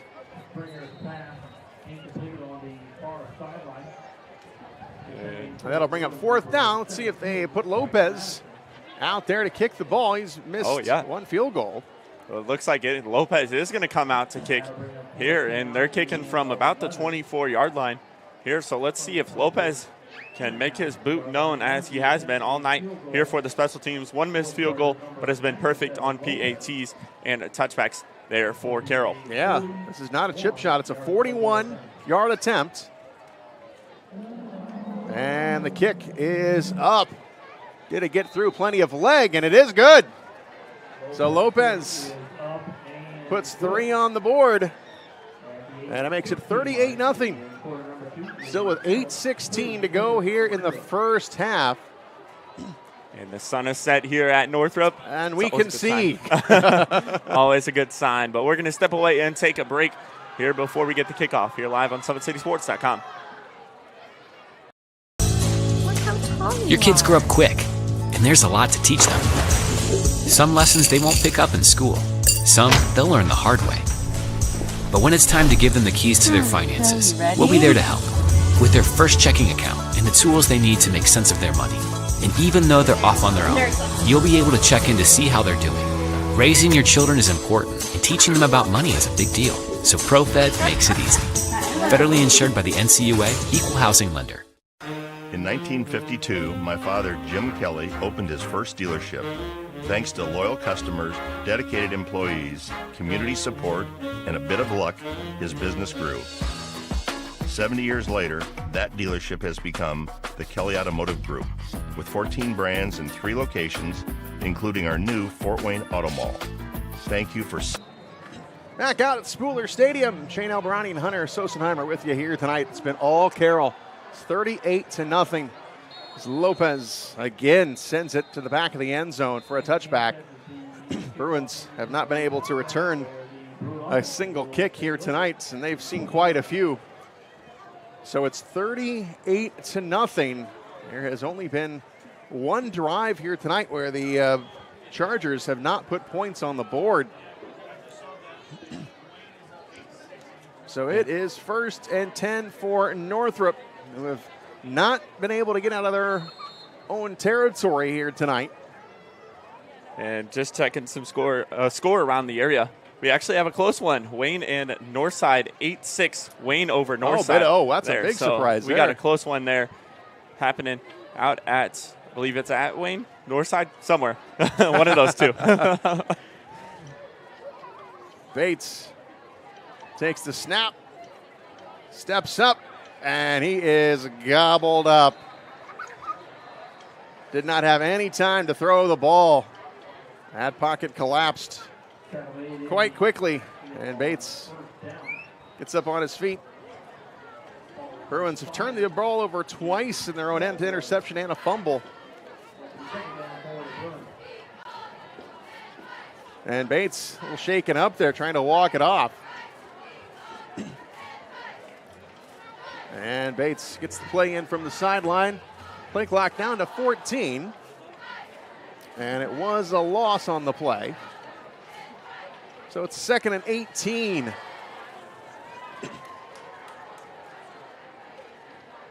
Here's the snap up to Freeman.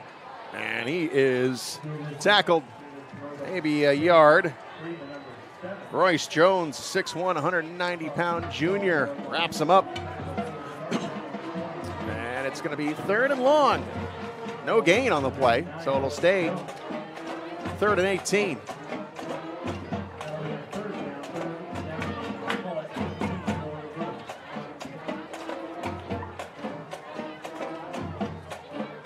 Little band action going here. Shout out to the Northrop Bruin band.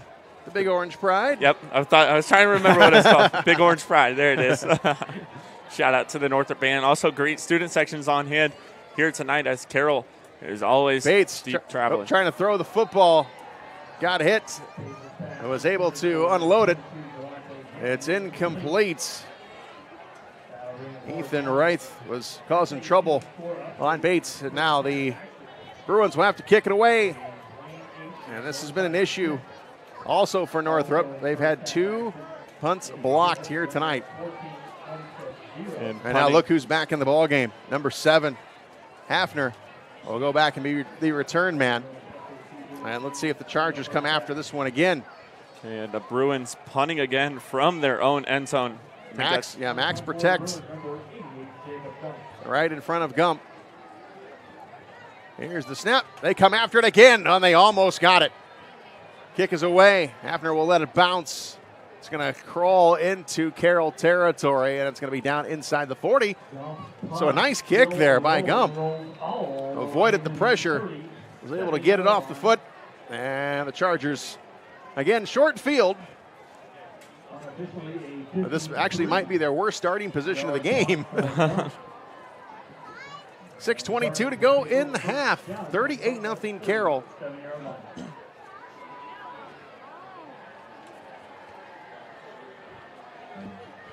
So the Charger offense back out there. Starters have been relieved already.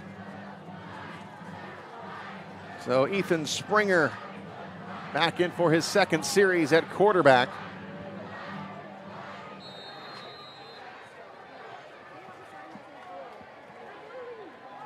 Springer takes the snap.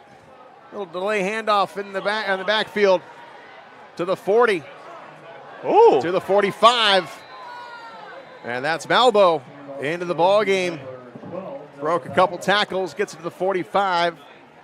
Nice little run there by the junior. And it'll set up a 2nd and 4. So something good here for head coach Doug Dinan. A lot of young players taking the 1st and 2nd snaps here for Carroll. So always a good thing to see, as he'll have a bunch of returners next year as well there for the Carroll Chargers offense. Springer gets it to Balbo, and look at this. He is caught well behind the line of scrimmage, and he is thrown for a big loss. Cowherd got in there in a hurry, and Balbo went the wrong direction trying to get away from him. And that's a big loss. Yeah, it looked like he tried to turn opposite field and go outside, but was gobbled up in the backfield there for Northrop, and it's going to be a 3rd and long here once again for Springer and the Carroll offense. Springer takes the snap, going to throw the ball to the far sideline. Oh, it's thrown behind the intended target, and it's incomplete, and it'll bring up 4th down. So Carroll's going to bring on the punting unit. 5:05 left to go here in our first half, as Northrop looking to make another good return. And we get to see. So I believe this is the first punt of the game for Carroll. First punt for Lopez. So let's see what he can do punting-wise. He's been doing great with the kickoffs and the extra points and the field goals here for Carroll tonight. So let's see how his leg works on the punting side of things here for Carroll.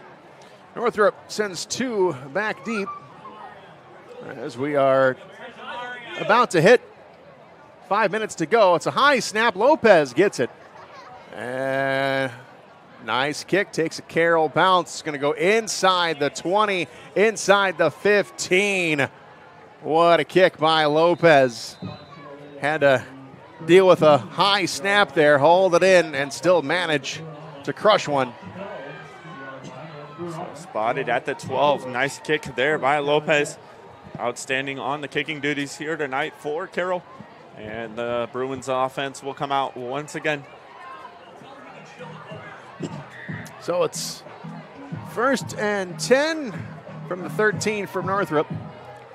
4 minutes, 49 seconds to go here in the second quarter. We still have got a full half left, and it's 38-0 Carroll. Chargers have already taken their starters off the field. Full half, and a full house here. The stadium's packed here out at Spooler Stadium here on the campus of Northrop High School. Bates, one man in the backfield, takes the snap, gonna fake it, look out, he's able to get rid of it down the sideline, and that is caught! And the Bruins get their first big gain of the night. They get inside Carroll territory, and that was Matt Morgan, the senior, streaking down the far side. That was the biggest gain of the night for Northrop by far. And we got a flag here in the backfield, and it's going to be on Northrop. Oof. Well, when things are going bad, things go bad. But still, let's don't take anything away from that play.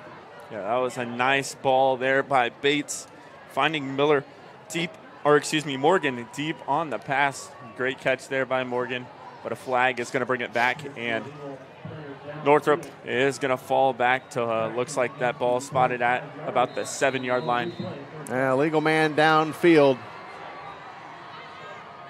Takes that one off the board. And it is 1st and 15 from the 7 now.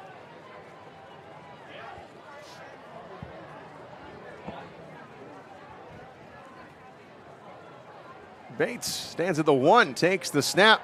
Back to pass. Look out. They got him trapped. Can he get out of the end zone? He does, barely.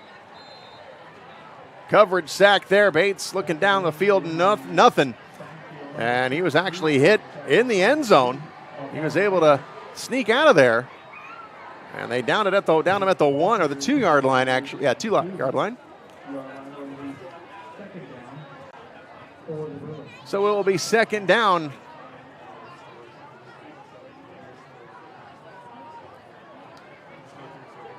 It's 2nd and 20 to be exact. Northrop's got to get to the 22. And it looks like Northrop is going to take a timeout, so we will step away. You are watching high school football here on Summit City Sports.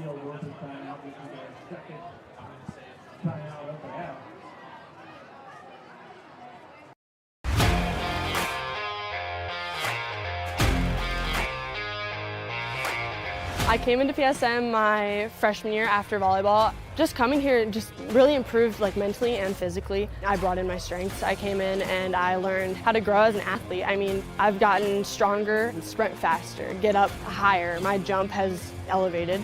Working with Tyler, he built up my endurance for everything, whether it's in weights, sprints. All across the board, we just keep working, and I have athlete development at Warsaw High School that I go to, and so I send him my thing every day, and he changes what we do in here to adapt to what we do there. High school volleyball, when you can go up to 5 sets, being able to outwork everybody and still being able to put in that 100% was huge for me. PSM performance definitely helped me mentally. I know I can beat out people. I know I can work for what I have, and I know I can even go to the next level on the court. All right, the Northrop Bruins in a big hole here, 2nd and 20, and Bates is going to have to get under center as he is at the 2-yard line. Here's the snap, and they hand it off. And Northrop gets a little bit of breathing room. Freeman gets it out to the 5-yard line.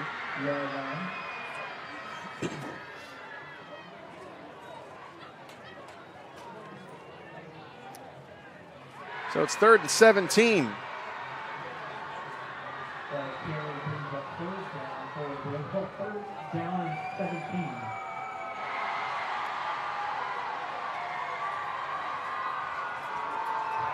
Clock continues to run down. 3 minutes to go in the half. And Bates again under center, going to hand it off to Freeman, and he is stuffed. He is pushed back, and they push him back. Is he in the end zone? I think they're going to mark him down just shy. And that's one way Carroll has not scored here tonight, a way of a safety. But they're trying. It's now 4th down, and the Bruins will be forced to kick. And punt once again from the end zone. Yes, almost every kick for Gump here tonight has been from, or at least in the neighborhood of the goal line. He's been in the end zone an awful lot. Now he is standing right at the end line.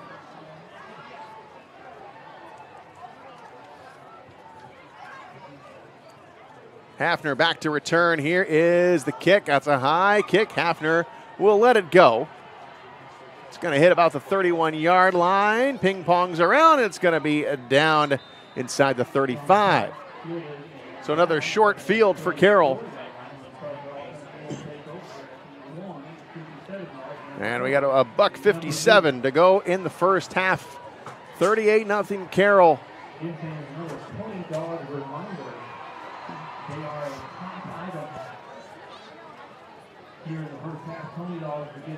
So the Chargers huddle on up. Again, the offensive starters have already taken an early halftime break. And this will be the 3rd series for backup QB Ethan Springer. Springer going to throw the ball to the far side. Got a man streaking, catching up to it. It is incomplete. As that was Benjamin Harris, another sophomore. It was going to be out of bounds anyway, even if Harris was able to haul that in, but a great toss. And it is 2nd down and 10 from the 34-yard line of Northrop. And guess who was in there on the stop? Jalen Williams in the secondary there once again for Northrop. He's had an outstanding night despite the score here so far for the Northrop secondary. Yeah, if there's been one bright spot, it has been Williams. Springer is going to fake it, going to take it himself, end around, and he is drilled right as he gets out of bounds. Williams on the Williams, stop again. yeah, big hit.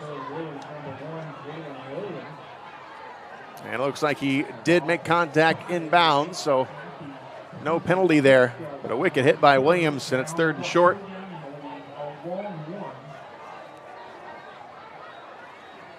Third and 2 here for Carroll.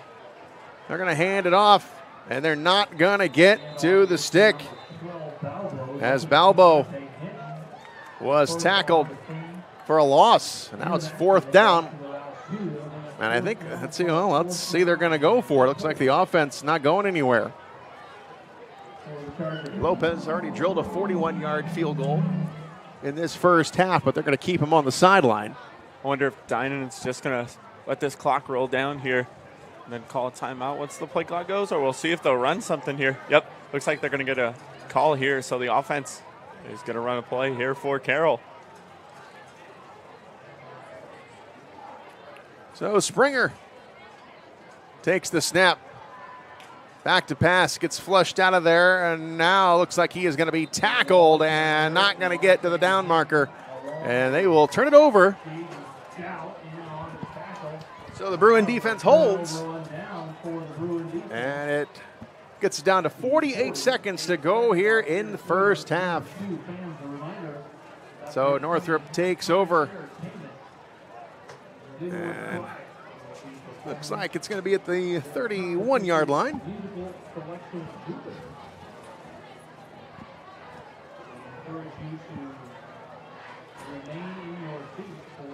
So once again, an outstanding crowd here on hand as you take a look on your screen. The Carroll sideline with the beautiful sunset over there on the far sideline. Shout out to Athletic Director Bob Shank.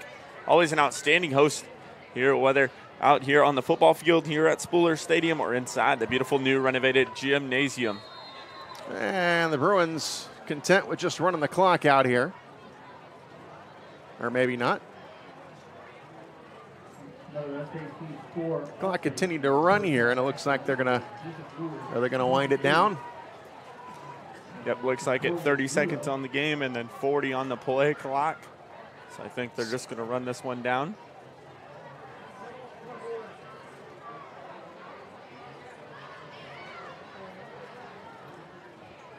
Clock continue to roll down, but no one is making their way to the dressing room.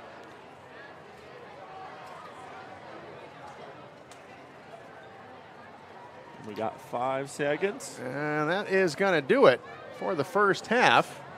Clock hit zeros. And it was a rough one for Northrop, giving up 38 points in the first half. And actually, it could have been a bit worse, as the Carroll Chargers did miss one field goal, and they pulled their starters after they got the 38-point lead. So the Carroll Chargers, I'm not sure where they go from here, but they're obviously going to get the second team a lot of reps in the second half. And if the score holds up here, we'll have a running clock here for the second half. That's at 38-0. 35-0 is the cutoff for the running clock. Yeah, you're going to see a bunch of new faces in for Carroll to start our second half, and we'll see what Northrop does as well. But we are going to go ahead and take our halftime break. We'll come back here and go around some scores around the area, as well as looking ahead to next week here live on SummitCitySports.com. Welcome to the Summit City, home to the 260's dedicated high school athletes and fans. Each victory and celebration captured by our cameras. Treasure the highlights from the Summit Athletic Conference this season, or complete games live or on demand. After all, nobody's more proud to call Fort Wayne home than SummitCitySports.com.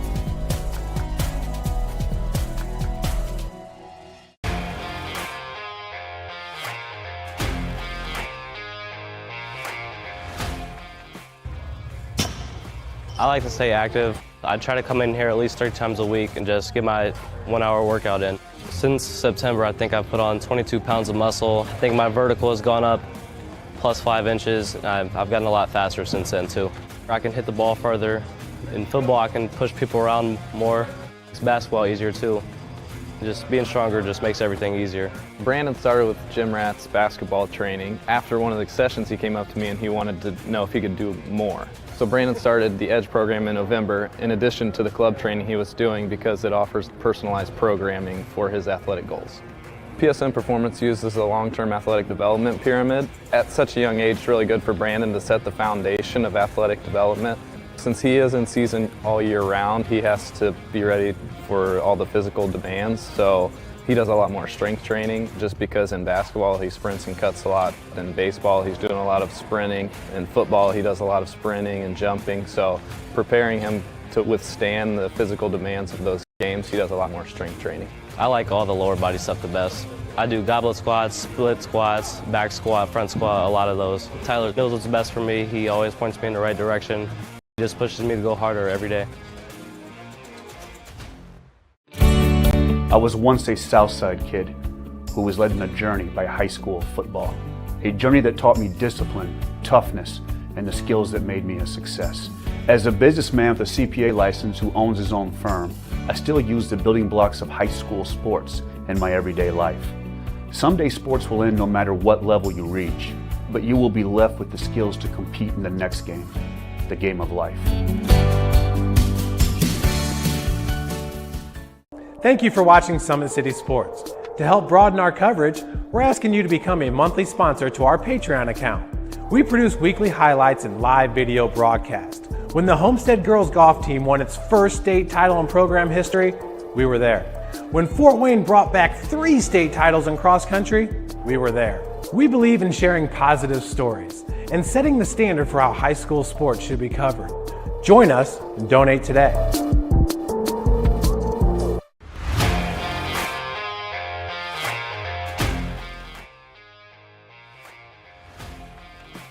I just want to be the best in basketball. So I want to be the greatest of all time to play women's basketball. So I just know there's people out there working just as much as me. So I just want to keep working hard and keep that intensity going. And so one day I can pursue my dreams of being in the WNBA and playing overseas. So I just want bigger things to come in my life.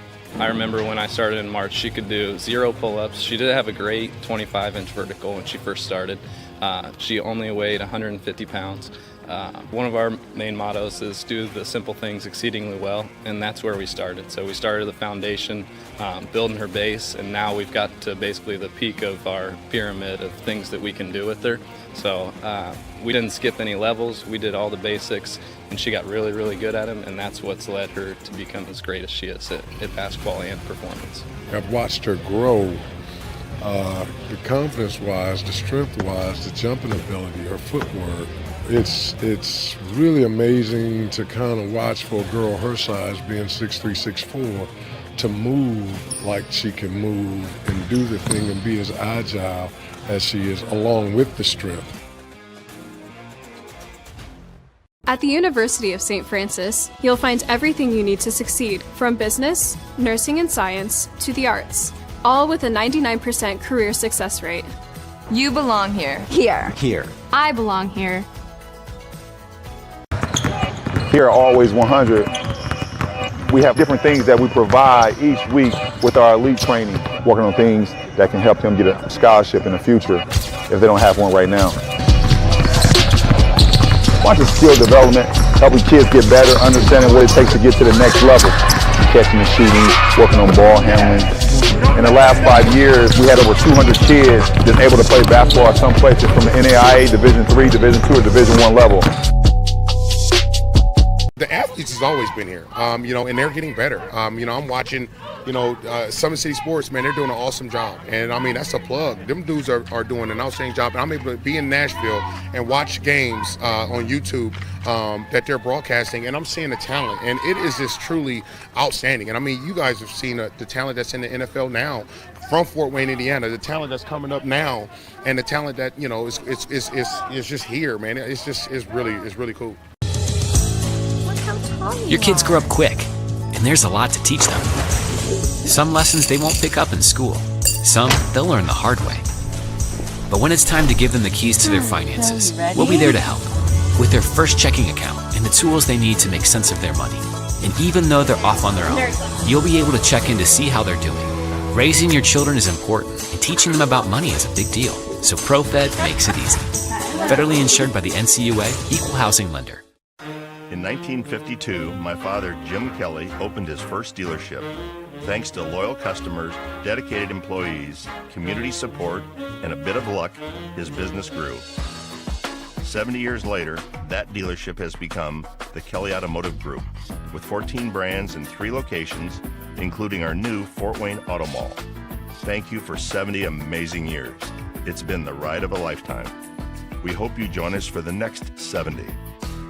In 4 years, this could be you. At the University of St. Francis, you'll find everything you need to succeed, from business, nursing and science, to the arts. You belong here. Our football team haven't won a sectional title in 32 years. There's no team better than us, and we just do our job. Nobody really want to lose no more.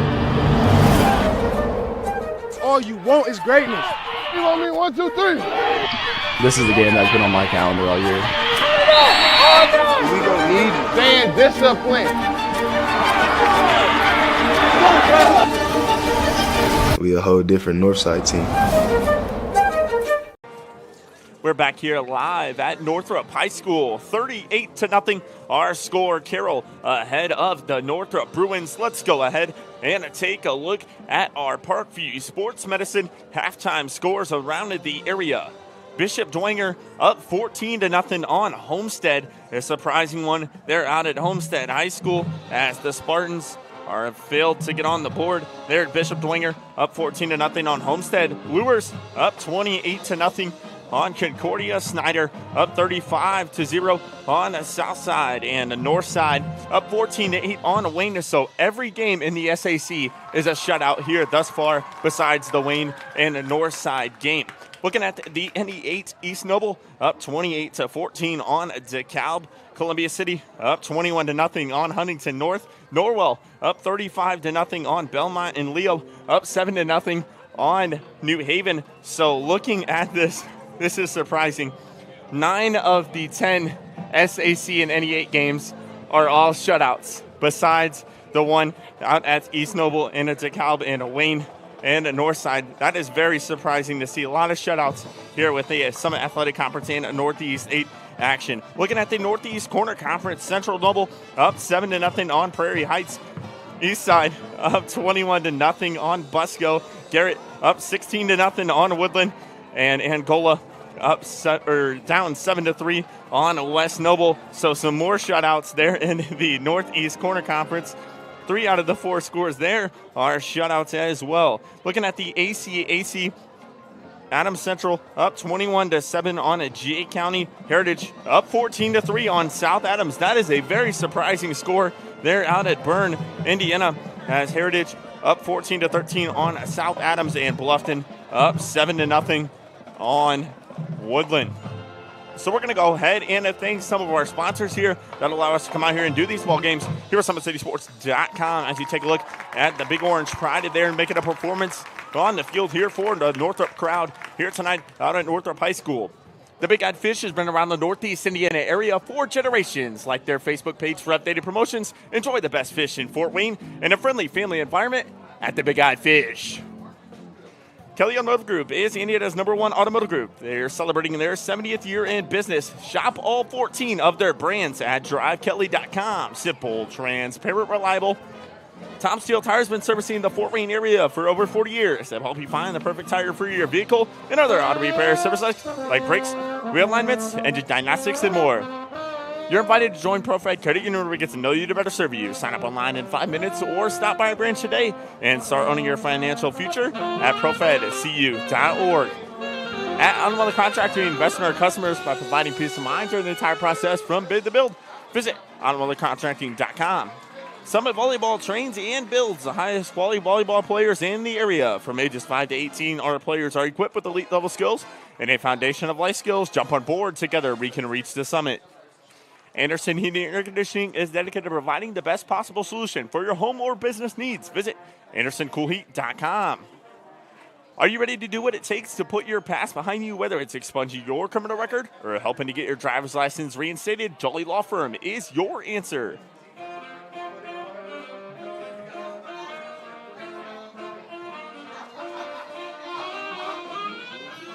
Little technical difficulties there. Sioka Cleaning and Restoration, providing top-notch commercial cleaning services, including janitorial, water damage, and state-of-the-art disinfection throughout the Northeast Indiana area.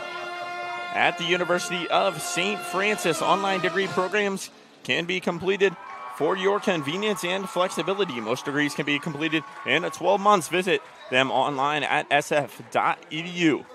At Parkview Sports Medicine, it's game on. We are the region's only specialized athletic rehab facility. Learn more by visiting parkviewsportsmedicine.com.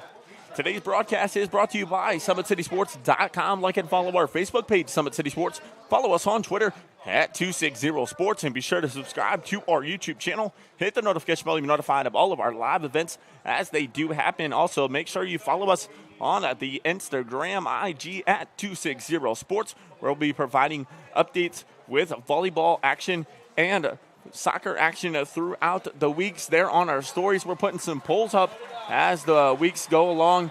There is the soccer action, as we've had 4 games about every single day, one every single day here along the weeks here live on SummitCitySports.com. So stay tuned there for the soccer and volleyball schedule. Tim Atkinson and I do a great job there on the soccer coverage, and then Ryan Dellinger handling the volleyball coverage here in the high school area, along with the college level with Indiana Tech. And we're going to be streaming the University of St. Francis football games coming to you live next week, as their home opener is going to be this upcoming Saturday, not tomorrow, but next Saturday at 6 p.m. They're out at the University of St. Francis. So if you're looking to catch some college football action, be sure to get out there at the University of St. Francis. Got an outstanding squad there and a lot of local players here from the Summit City under head coach, the winningest head coach in about history and all of divisions in football, Kevin Donnelly,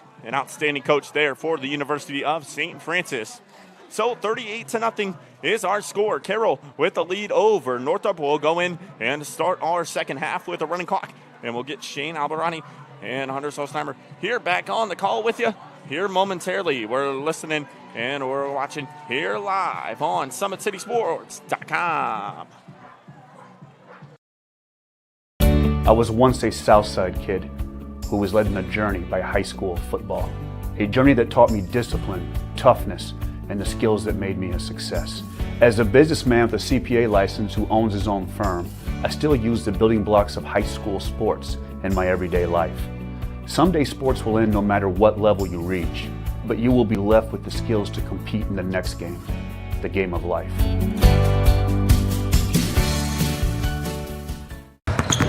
Here at Always 100, we have different things that we provide each week with our elite training, working on things that can help them get a scholarship in the future if they don't have one right now.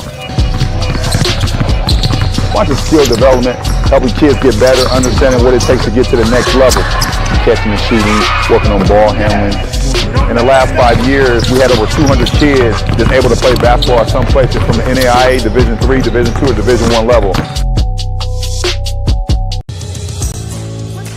Your kids grow up quick, and there's a lot to teach them. Some lessons they won't pick up in school. Some they'll learn the hard way. But when it's time to give them the keys to their finances, we'll be there to help with their first checking account and the tools they need to make sense of their money. And even though they're off on their own, you'll be able to check in to see how they're doing. Raising your children is important, and teaching them about money is a big deal. So ProFed makes it easy. Federally insured by the NCUA, Equal Housing Lender. In 1952, my father, Jim Kelly, opened his first dealership. Thanks to loyal customers, dedicated employees, community support, and a bit of luck, his business grew. 70 years later, that dealership has become the Kelly Automotive Group, with 14 brands in 3 locations, including our new Fort Wayne Auto Mall. Thank you for 70 amazing years. It's been the ride of a lifetime. We hope you join us for the next.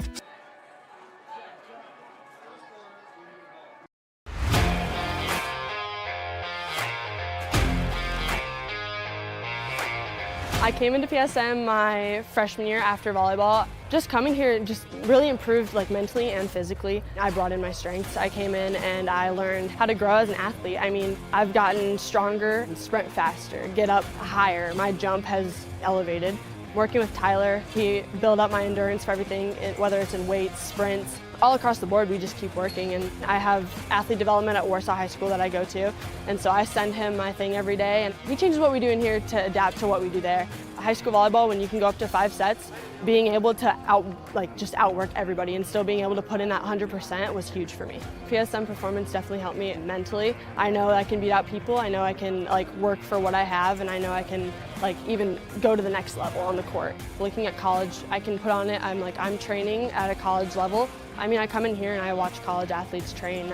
You have hockey players, soccer. You look around and you see every type you can. Just being able to see that level, and I know that I can reach that level as well. You got to work to be the best, and that was just what I wanted to do. I knew that from a young age. I wanted to put in the work.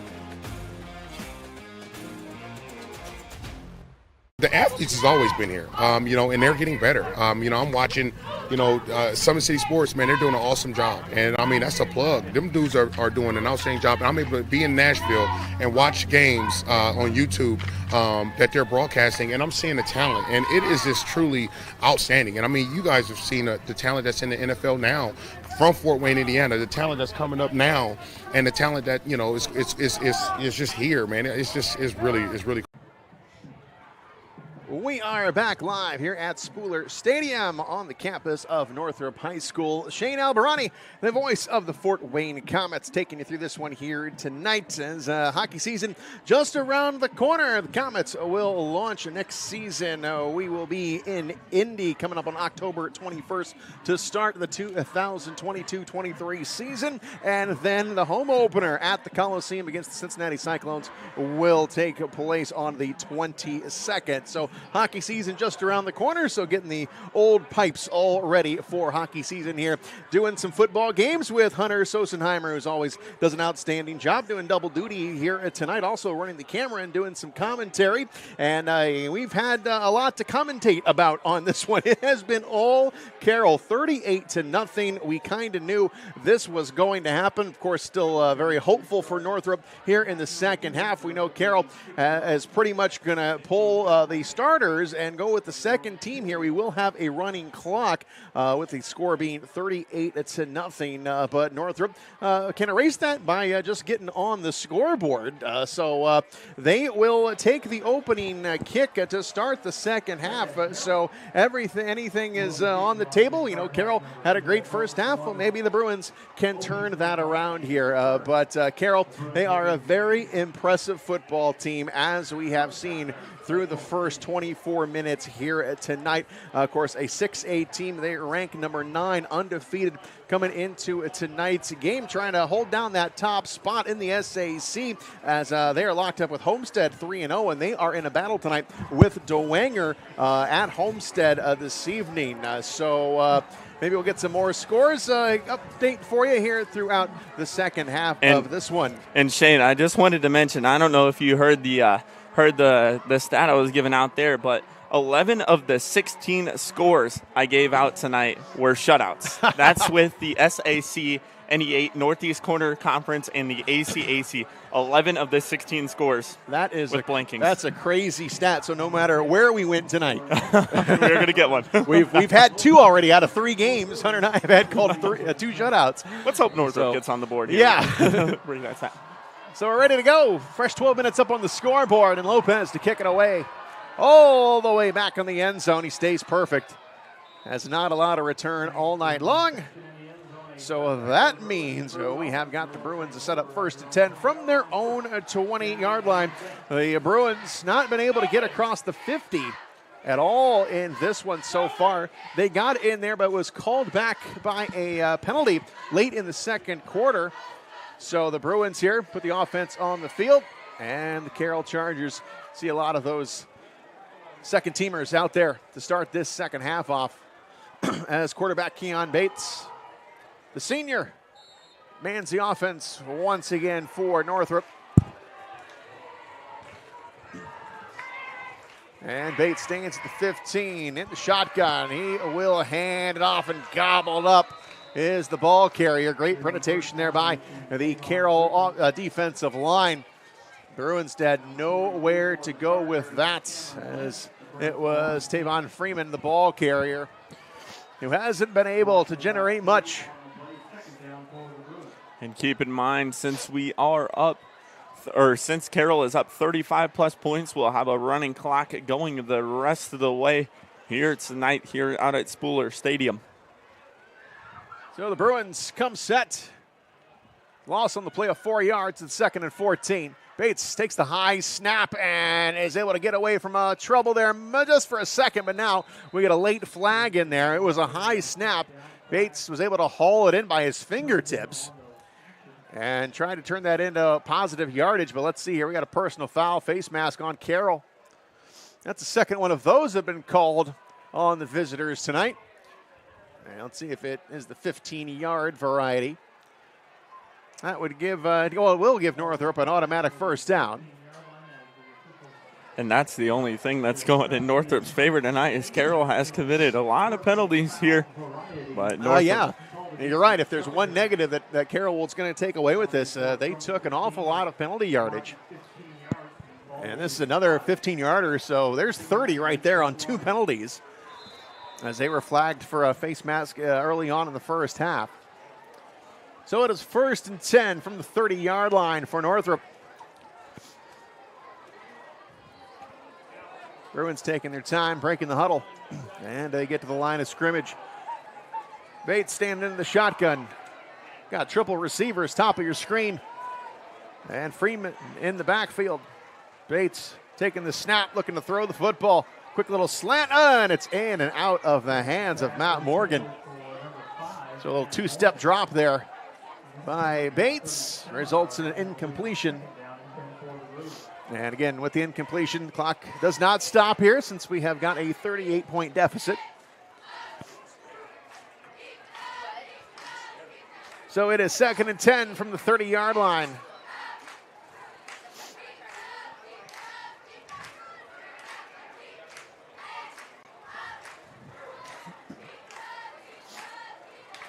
All right, Northrop. 2 wide receivers, bottom of your screen, 1 wide left, and Bates accepts the snap.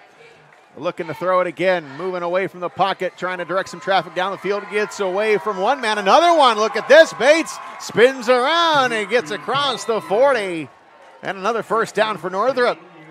So the Bruins able to move the football here to start things off here in the second half.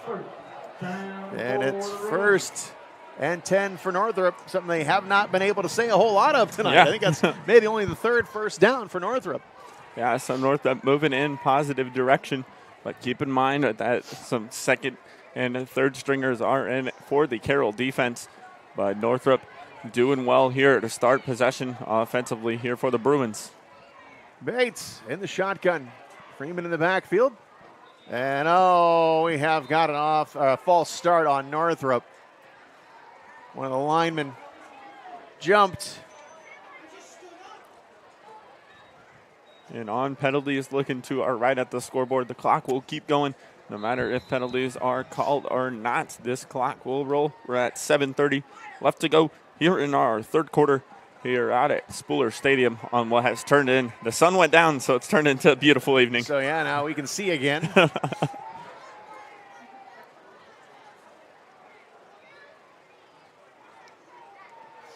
All right, Northrop gets set.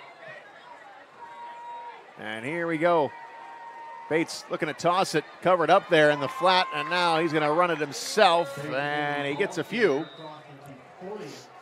Crosses the 40, and now the Bruins sniffing around, trying to get into Carroll territory. Oh, another penalty called. Looks like holding on Northrop. Nothing going right for Northrop.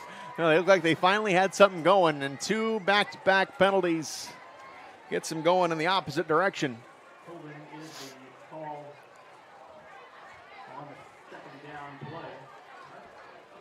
And for our listeners and watchers here tonight, we will be posting highlights from this game. We'll get those out as soon as this contest is concluded.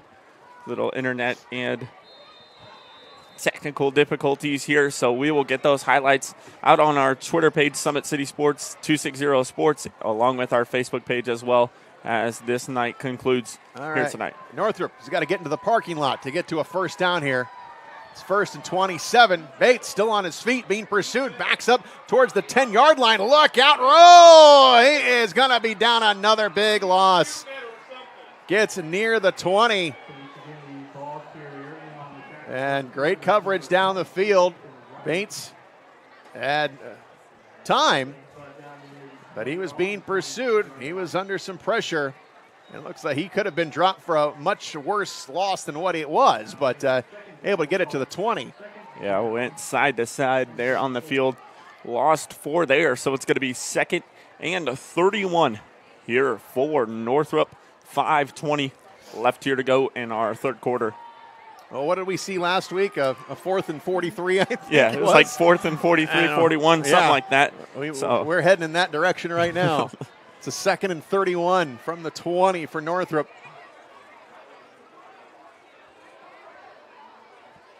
Bates will take the snap. They're going to roll out to his right, and is covered. Oh, he coughed up the football. It is loose.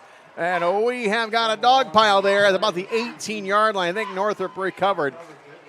And Bates is able to hang on to it, but it's another loss. And we're inside of 5 minutes already here in the 3rd quarter. And Bates is going to have to walk it off again the 2nd time. He's come up a bit lame in this ball game. Yep, looks like a loss of 5 there, so 3rd and 36 now here for the Bruins. Again, our record, I think, was 43. I think it was 4th and 43 last week. And that's the record. It's the longest for us, anyway. Yeah, the longest one I've seen at least. Bates, again, it's flushed out of the pocket. Now he's going to throw it to the far sideline, underthrown, and is knocked down right at the yard marker. It would have been a first down. Bates showing that he's got an arm on him, but couldn't complete it. And it's 4th and 36. So I'd say they're going to punt. Yeah.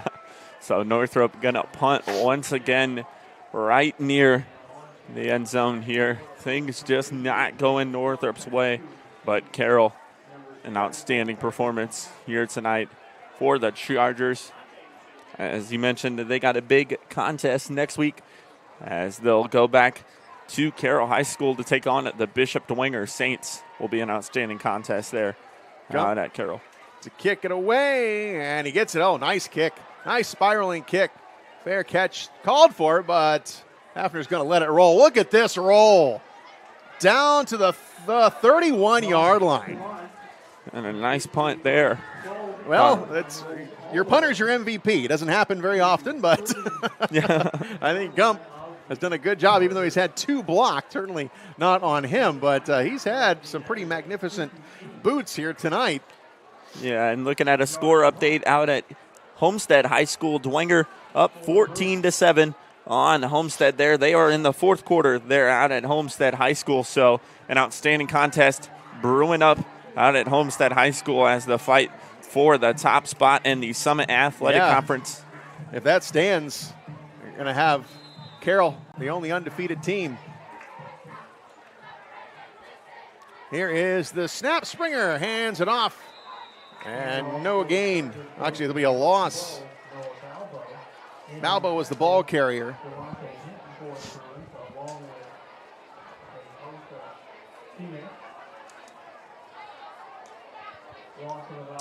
Loss of 3 on the play. And it's 2nd and 13. And looking at another score in the NE8. Leo up 21-6 now on to New Haven. There's 11 minutes left to go. They're out at New Haven High School, so things not going the Bulldogs' way. Hopefully they can get back into that one. Try to tighten things up. They're out at New Haven High School. That one can be seen live on SummitCitySports.com. Springer will take the snap. Will throw the football, and it's caught. That may be just the first reception for Springer here tonight. Coming in the game, of course, in relief, Jimmy Sullivan, who did everything. Threw for 1, ran for a couple more. Sullivan, I don't even think Sullivan didn't play the full first half. I think he only maybe got 9 minutes into the 2nd quarter. Yeah, played like a quarter, maybe a half. But he, I believe, is going to be our top candidate here for our Parkview Sports Medicine Player of the Game. An outstanding night in the quarter and a half put on by Jimmy Sullivan. 3rd and 7 for Carroll. Here's the snap. Springer gets flushed out, throws down the far sideline. Is it picked off? No. Whoa. It hit the ground first, and it was Jalen Williams. He's another one of the bright spots for Northrop here tonight. He's played a great game. Yeah, great. On the secondary there for Northrop is Williams. So it'll bring up 4th down.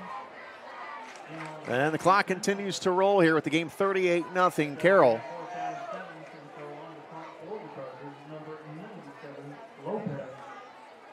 So Lopez,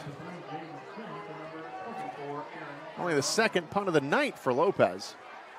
Bruins send 2 back deep. Here's the snap. Kick is up. And that is not a good kick by Lopez. And that's maybe the only bad one he's had here tonight. And it's going to be out of bounds. Oh, to the 40-yard line.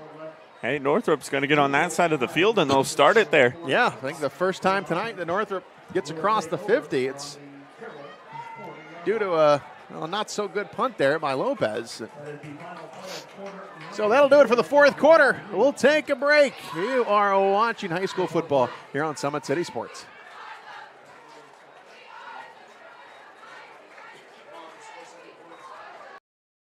Here at Always 100, we have different things that we provide each week with our elite training, working on things that can help them get a scholarship in the future if they don't have one right now. Watching skill development, helping kids get better, understanding what it takes to get to the next level, catching and shooting, working on ball handling, In the last 5 years, we had over 200 kids that's able to play basketball at some places from the NAIA, Division III, Division II, or Division I level. In 1952, my father, Jim Kelly, opened his first dealership. Thanks to loyal customers, dedicated employees, community support, and a bit of luck, his business grew. 70 years later, that dealership has become the Kelly Automotive Group, with 14 brands in 3 locations, including our new Fort Wayne Auto Mall. Thank you for 70 amazing years. It's been the ride of a lifetime. We hope you join us for the next 70. All right, fourth quarter set to go here from Spooler Stadium. Northrop finally in Carroll territory. 1st and 10 from the Carroll 40. As Bates will take the snap, hands it to Freeman, and nothing there. And oh, look at this. It was Bates. He had me fooled on the play fake. And also had Carroll fooled as well. And it's a first down as Bates carries the ball inside the 30.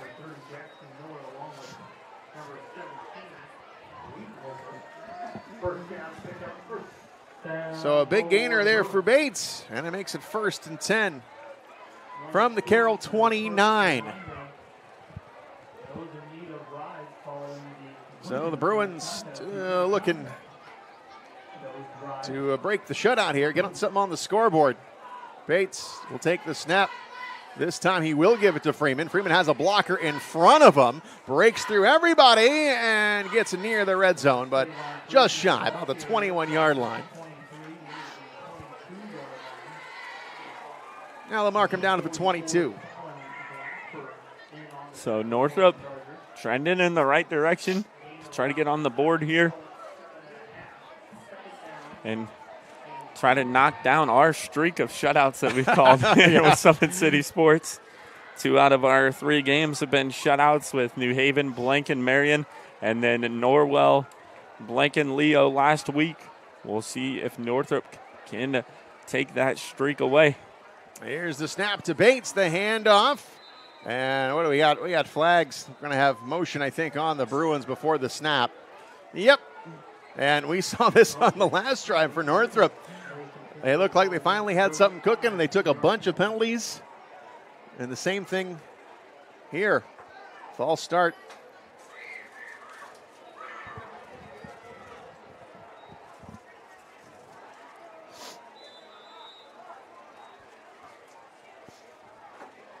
Second and 8. So head coach Quentin Bowen in his first year here at Northrop High School was the offensive coordinator there under head coach Kurt Tittman out at Snyder. So Quentin Bowen looking to rebuild this. Bad snap. And going all the way back close to the 40 is Bates. I think Bates actually just kind of missed it. Yep. Looks like it was maybe off to his left, but he should have been able to get some hands on it. So again, Northrop going in the wrong direction again. Yeah, so as I was saying, Bowen in his first year here with Northrop, taking over the Jason Dorfler era as that has continued out there out at Leo High School. And Quentin Bowen looking to build this program here out at Northrop. The Dorflers, long time here at Northrop, go back to Buzz and Dean. Yep. And then Jason. So 3 generations of Dorflers have been at the helm here at Northrop. And look at Bates airing this out down the sideline, and it is incomplete. Almost picked off. Nice coverage. And Schmenk almost had a great catch. Looked like that ball hit about 3 players' hands over there. Yeah. Looked like it came off the defender, then off Schmink, and then finally hit the ground. 8:30 left to go here in our fourth quarter, and Northrop facing a 4th and 20. Head coach Quentin Bowen has got nothing to lose, so he's going to keep the offense onto the field, and they are going to go for it here on 4th and 20. From the Carroll 38. Bates in the shotgun. He'll get the snap.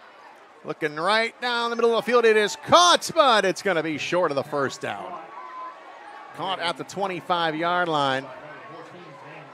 And that was Zane Love. That's a cool name. Yeah. SCS Top 10 Namer, we call it. Yeah. As we have that on our soccer broadcast, we come up with the top 10 namers and the top 10 hair. Because, you know, those soccer players, they got the flowing hair, the really weird names as well. I couldn't imagine how much further I could have gotten in life if my name was Jane Love. That is awesome. Yeah, that is awesome one.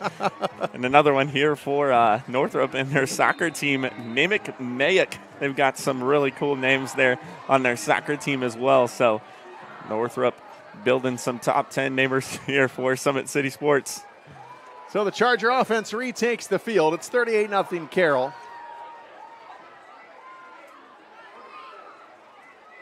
Here is the snap. And we have got a fumble in the backfield, but it was recovered by the Chargers.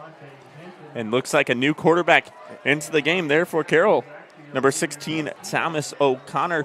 He is a sophomore here, 5'11", 165 pounds. So another sophomore in the QB position there for head coach Doug Dinan. He's going to have some years to build with this program in the next year or two here for Carroll. Yeah, I'm not sure if I've seen a roster this big either. If you take a look at the piece of paper we got from the Carroll Chargers, I mean, they had to knock it down to a very small font just to get everyone in here. So it looks like all 99 numbers on there are so pretty much. Chargers definitely, they're not hurting for bodies. And here is the handoff. And going to the far side, that's Dejan Green, who is fresh into the ball game. He fumbled it on the previous play, but able to get some positive yardage on that carry. And it takes us down to 6 minutes to go here in the contest.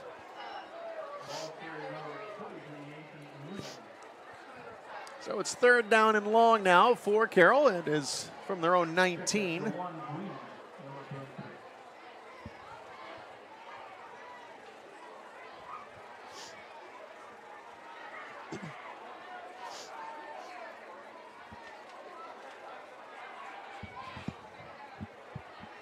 Chargers, long 3. Here is the snap, and here is the toss. And getting close to the original line of scrimmage are the Chargers. That is Garrett Allen with the reception. It'll bring up 4th down, and it looks like Carroll will kick it away. We got some final scores rolling in. Snyder does defeat Southside 42-0. So Snyder with a blanking win there over Southside, and I believe the Panthers with the only loss to Carroll thus far. So they'll move up in the Summit Athletic Conference standings. Lopez to kick it away. Here is the snap. Gets it. Oh, the Bruins coming after it. That was Williams. Almost got there. And it is going to bounce around. Takes a Carroll bounce. And it's near the 40-yard line. So Lopez, who had a shaky kick that last one, boots another fine one in Bruin territory. And then a final out at Concordia High School. Lures does defeat Concordia 41-14. So a surprising score there out at Concordia. And Dwenger and Homestead still battling in the 4th quarter. Dwenger up 14-10 on Homestead. You can see that game. We are not there for the broadcast with SummitCitySports.com, but if you go ahead and look up Homestead High School Media, they do an outstanding job there out at Homestead High School with their coverage for the Spartans. So go ahead and click on over there if you want to get on to that game, Homestead High School Media on the YouTube channel. And the Bruins will take a timeout, so that will stop the clock. 3:48 to go here in the ball game, and we will take a break.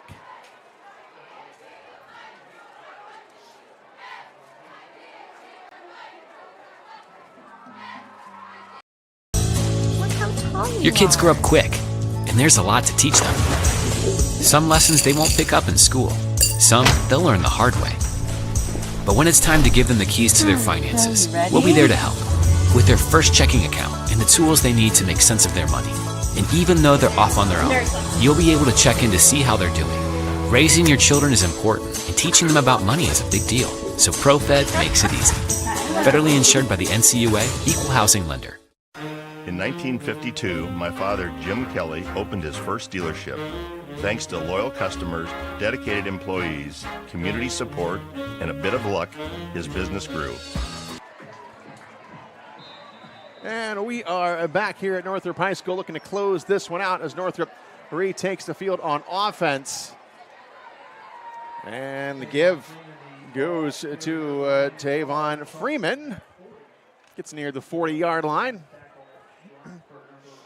So the Bruins here again looking to get on the board, looking to spoil the shutout. And now we have got a timeout, got a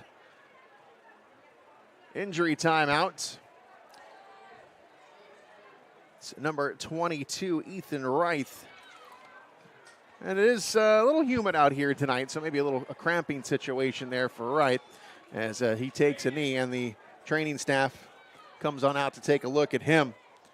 So taking a look at those SAC standings, the Carroll Chargers are looking to poised now to go up 4-0 in the conference. And if Homestead falls, that means you've got Homestead, Dwenger, and Snyder all with one loss. So that's going to be jammed up there in that second spot. So it is going to be a tremendous battle to the end. And remember, the Northside Redskins 1-2 because they played Carroll. They gave them everything last week. Just came up short against Snyder on this field in week 1. So that is a very deceiving 1-2 record for Northside.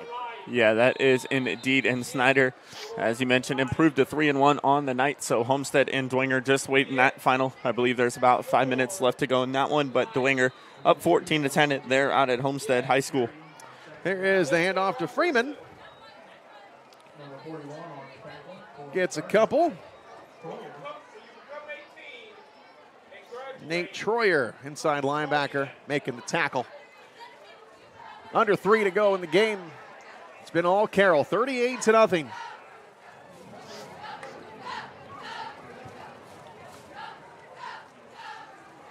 Keon Bates will hand it to Freeman. Freeman going up the middle. And gets caught shy of the 50. And call it the 48. And it'll bring up 4th down.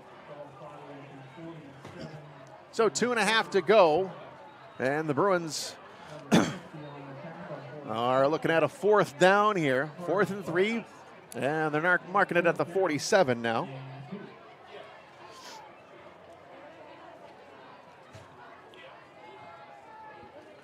So Bates will take the snap. Oh, he fumbled the football, able to scoop it up, and he is taken down all the way back at the 38-yard line. Couldn't handle the snap, and the Bruins turned it over on downs with under 2 to go, so maybe just a couple of plays here, and this one will get closed out. So the Chargers obviously in no hurry to get out on the field here. Yeah, I wouldn't be surprised if they just take some knees to end this one. Here, it's got 1:30 left on the game clock. Looks like 25 seconds on the play clock, and that's exactly what Carroll's going to do. Yep, we'll go in victory formation. I think that's Springer. Springer will take the snap, and he will take a knee. So 2:26 left to go in that Homestead-Dwenger game. Dwenger, as I mentioned, up 14-10 on Homestead. So an outstanding game. As I mentioned, you can go on over to the Homestead High School Media YouTube channel. They have that one live. They're out at Homestead High School. So it looks like Carroll will just have to take one more knee, and that will do it. Dominant performance by the Carroll Chargers here tonight. This one was never in doubt. 38-0, and the Carroll Chargers actually pulled their starters about halfway through the second quarter. So that will do it. That's your final score. 38-0. The Carroll Chargers stay undefeated on the season as they take down the Bruins here on their home field. So we will come back here to give you our Parkview Sports Medicine Player of the Game, as well as the recap here tonight, here live on SummitCitySports.com.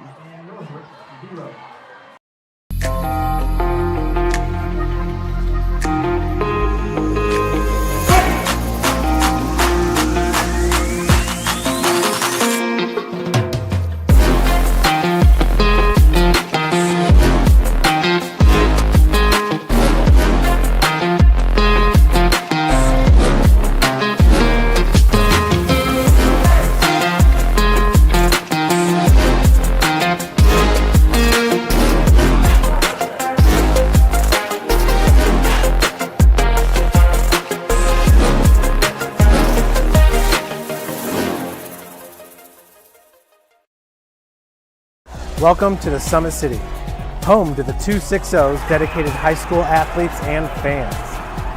Each victory and celebration captured by our cameras. Treasure the highlights from the Summit Athletic Conference this season, or complete games live or on demand. After all, nobody's more proud to call Fort Wayne home than SummitCitySports.com. Dealing with joint pains, sprains, strains, or back pain? Make the Parkview Ortho Express walk-in clinic your first stop when you have an orthopedic or sports injury. Located at the Sport One Parkview Fieldhouse, Ortho Express has specialized orthopedic physicians on staff when you need it most. Get x-rays, treatment, and referrals to Parkview Care, all in the convenience of a walk-in clinic. Ortho Express is open Monday through Thursday from 7 a.m. to 7 p.m. and Friday 7 a.m. to 5 p.m. Call 260-266-4007 for more. We're back here live out at Northrop High School. As you see on the field there in the middle of the field, a little prayer going between the Northrop Bruins and the Carroll Chargers. Much respect for both programs. They're out at Northrop High School. So that'll do it here from Northrop High School. Carroll defeats Northrop 38-0 to move to 4-0 on the year. Your Parkview Sports Medicine player of the game is going to go to Jimmy Sullivan there, as the QB for Carroll went 7 for 13, 94 yards and 4 TDs unofficially, and a quarter and a half there for the Chargers. So Carroll wins it 38-0 over Northrop. Once again, your Parkview Sports Medicine player of the game, Jimmy Sullivan, there for Carroll. Well, that'll do it here from Spooler Stadium, as Carroll moves to 4-0 on the year. Northrop falls to 1-3. We thank you for joining us. For Shane Albarani, Cordell Humberger, and this is Hunter Sosenheimer. You have been watching Indiana High School football right here live on SummitCitySports.com. Welcome to the Summit City, home to the 260's dedicated high school athletes and fans. Each victory and celebration captured by our cameras. Treasure the highlights from the Summit Athletic Conference this season, or complete games live or on demand. After all, nobody's more proud to call Fort Wayne home than SummitCitySports.com.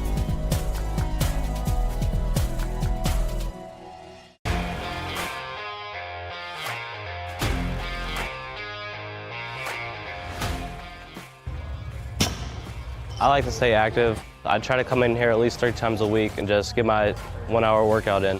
Since September, I think I've put on 22 pounds of muscle. I think my vertical has gone up plus 5 inches. I've gotten a lot faster since then too. I can hit the ball further. In football, I can push people around more. It's basketball easier too. Just being stronger just makes everything easier. Brandon started with Jim Rat's basketball training. After one of the sessions, he came up to me and he wanted to know if he could do more. So Brandon started the Edge program in November, in addition to the club training he was doing, because it offers personalized programming for his athletic goals. PSM Performance uses a long-term athletic development pyramid. At such a young age, it's really good for Brandon to set the foundation of athletic development. Since he is in season all year round, he has to be ready for all the physical demands. So he does a lot more strength training, just because in basketball he sprints and cuts a lot. In baseball he's doing a lot of sprinting. In football he does a lot of sprinting and jumping. So preparing him to withstand the physical demands of those games, he does a lot more strength training. I like all the lower body stuff the best. I do goblet squats, split squats, back squat, front squat, a lot of those. Tyler knows what's best for me. He always points me in the right direction. He just pushes me to go harder every day. I was once a Southside kid who was led on a journey by high school football. A journey that taught me discipline, toughness, and the skills that made me a success. As a businessman with a CPA license who owns his own firm, I still use the building blocks of high school sports in my everyday life. Someday sports will end no matter what level you reach, but you will be left with the skills to compete in the next game, the game of life. Thank you for watching Summit City Sports. To help broaden our coverage, we're asking you to become a monthly sponsor to our Patreon account. We produce weekly highlights and live video broadcast. When the Homestead girls golf team won its first state title in program history, we were there. When Fort Wayne brought back 3 state titles in cross country, we were there. We believe in sharing positive stories and setting the standard for how high school sports should be covered. Join us and donate today.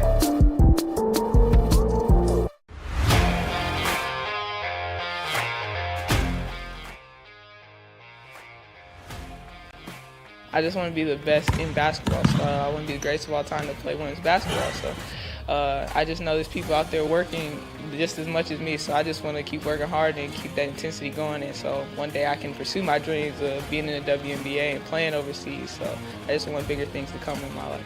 I remember when I started in March, she could do 0 pull-ups. She did have a great 25-inch vertical when she first started. She only weighed 150 pounds. One of our main mottos is do the simple things exceedingly well, and that's where we started. So we started the foundation, building her base, and now we've got to basically the peak of our pyramid of things that we can do with her.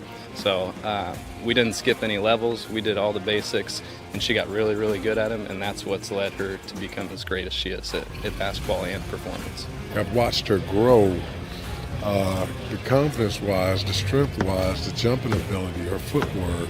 It's really amazing to kind of watch for a girl her size, being 6'3", 6'4", to move like she can move and do the thing and be as agile as she is, along with the strength.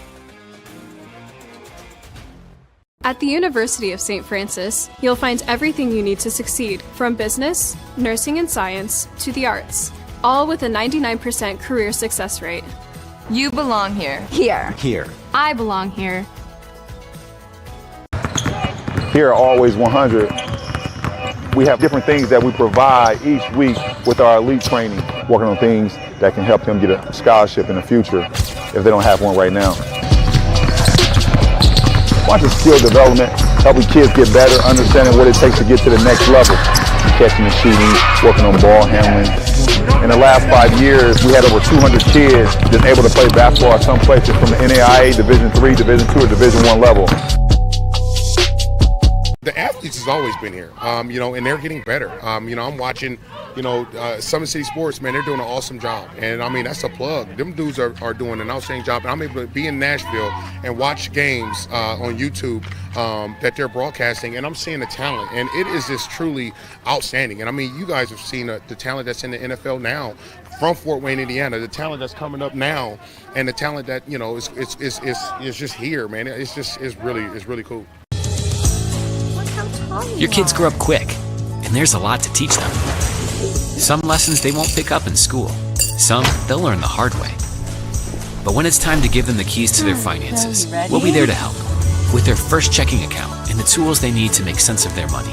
And even though they're off on their own, you'll be able to check in to see how they're doing. Raising your children is important, and teaching them about money is a big deal. So ProFed makes it easy.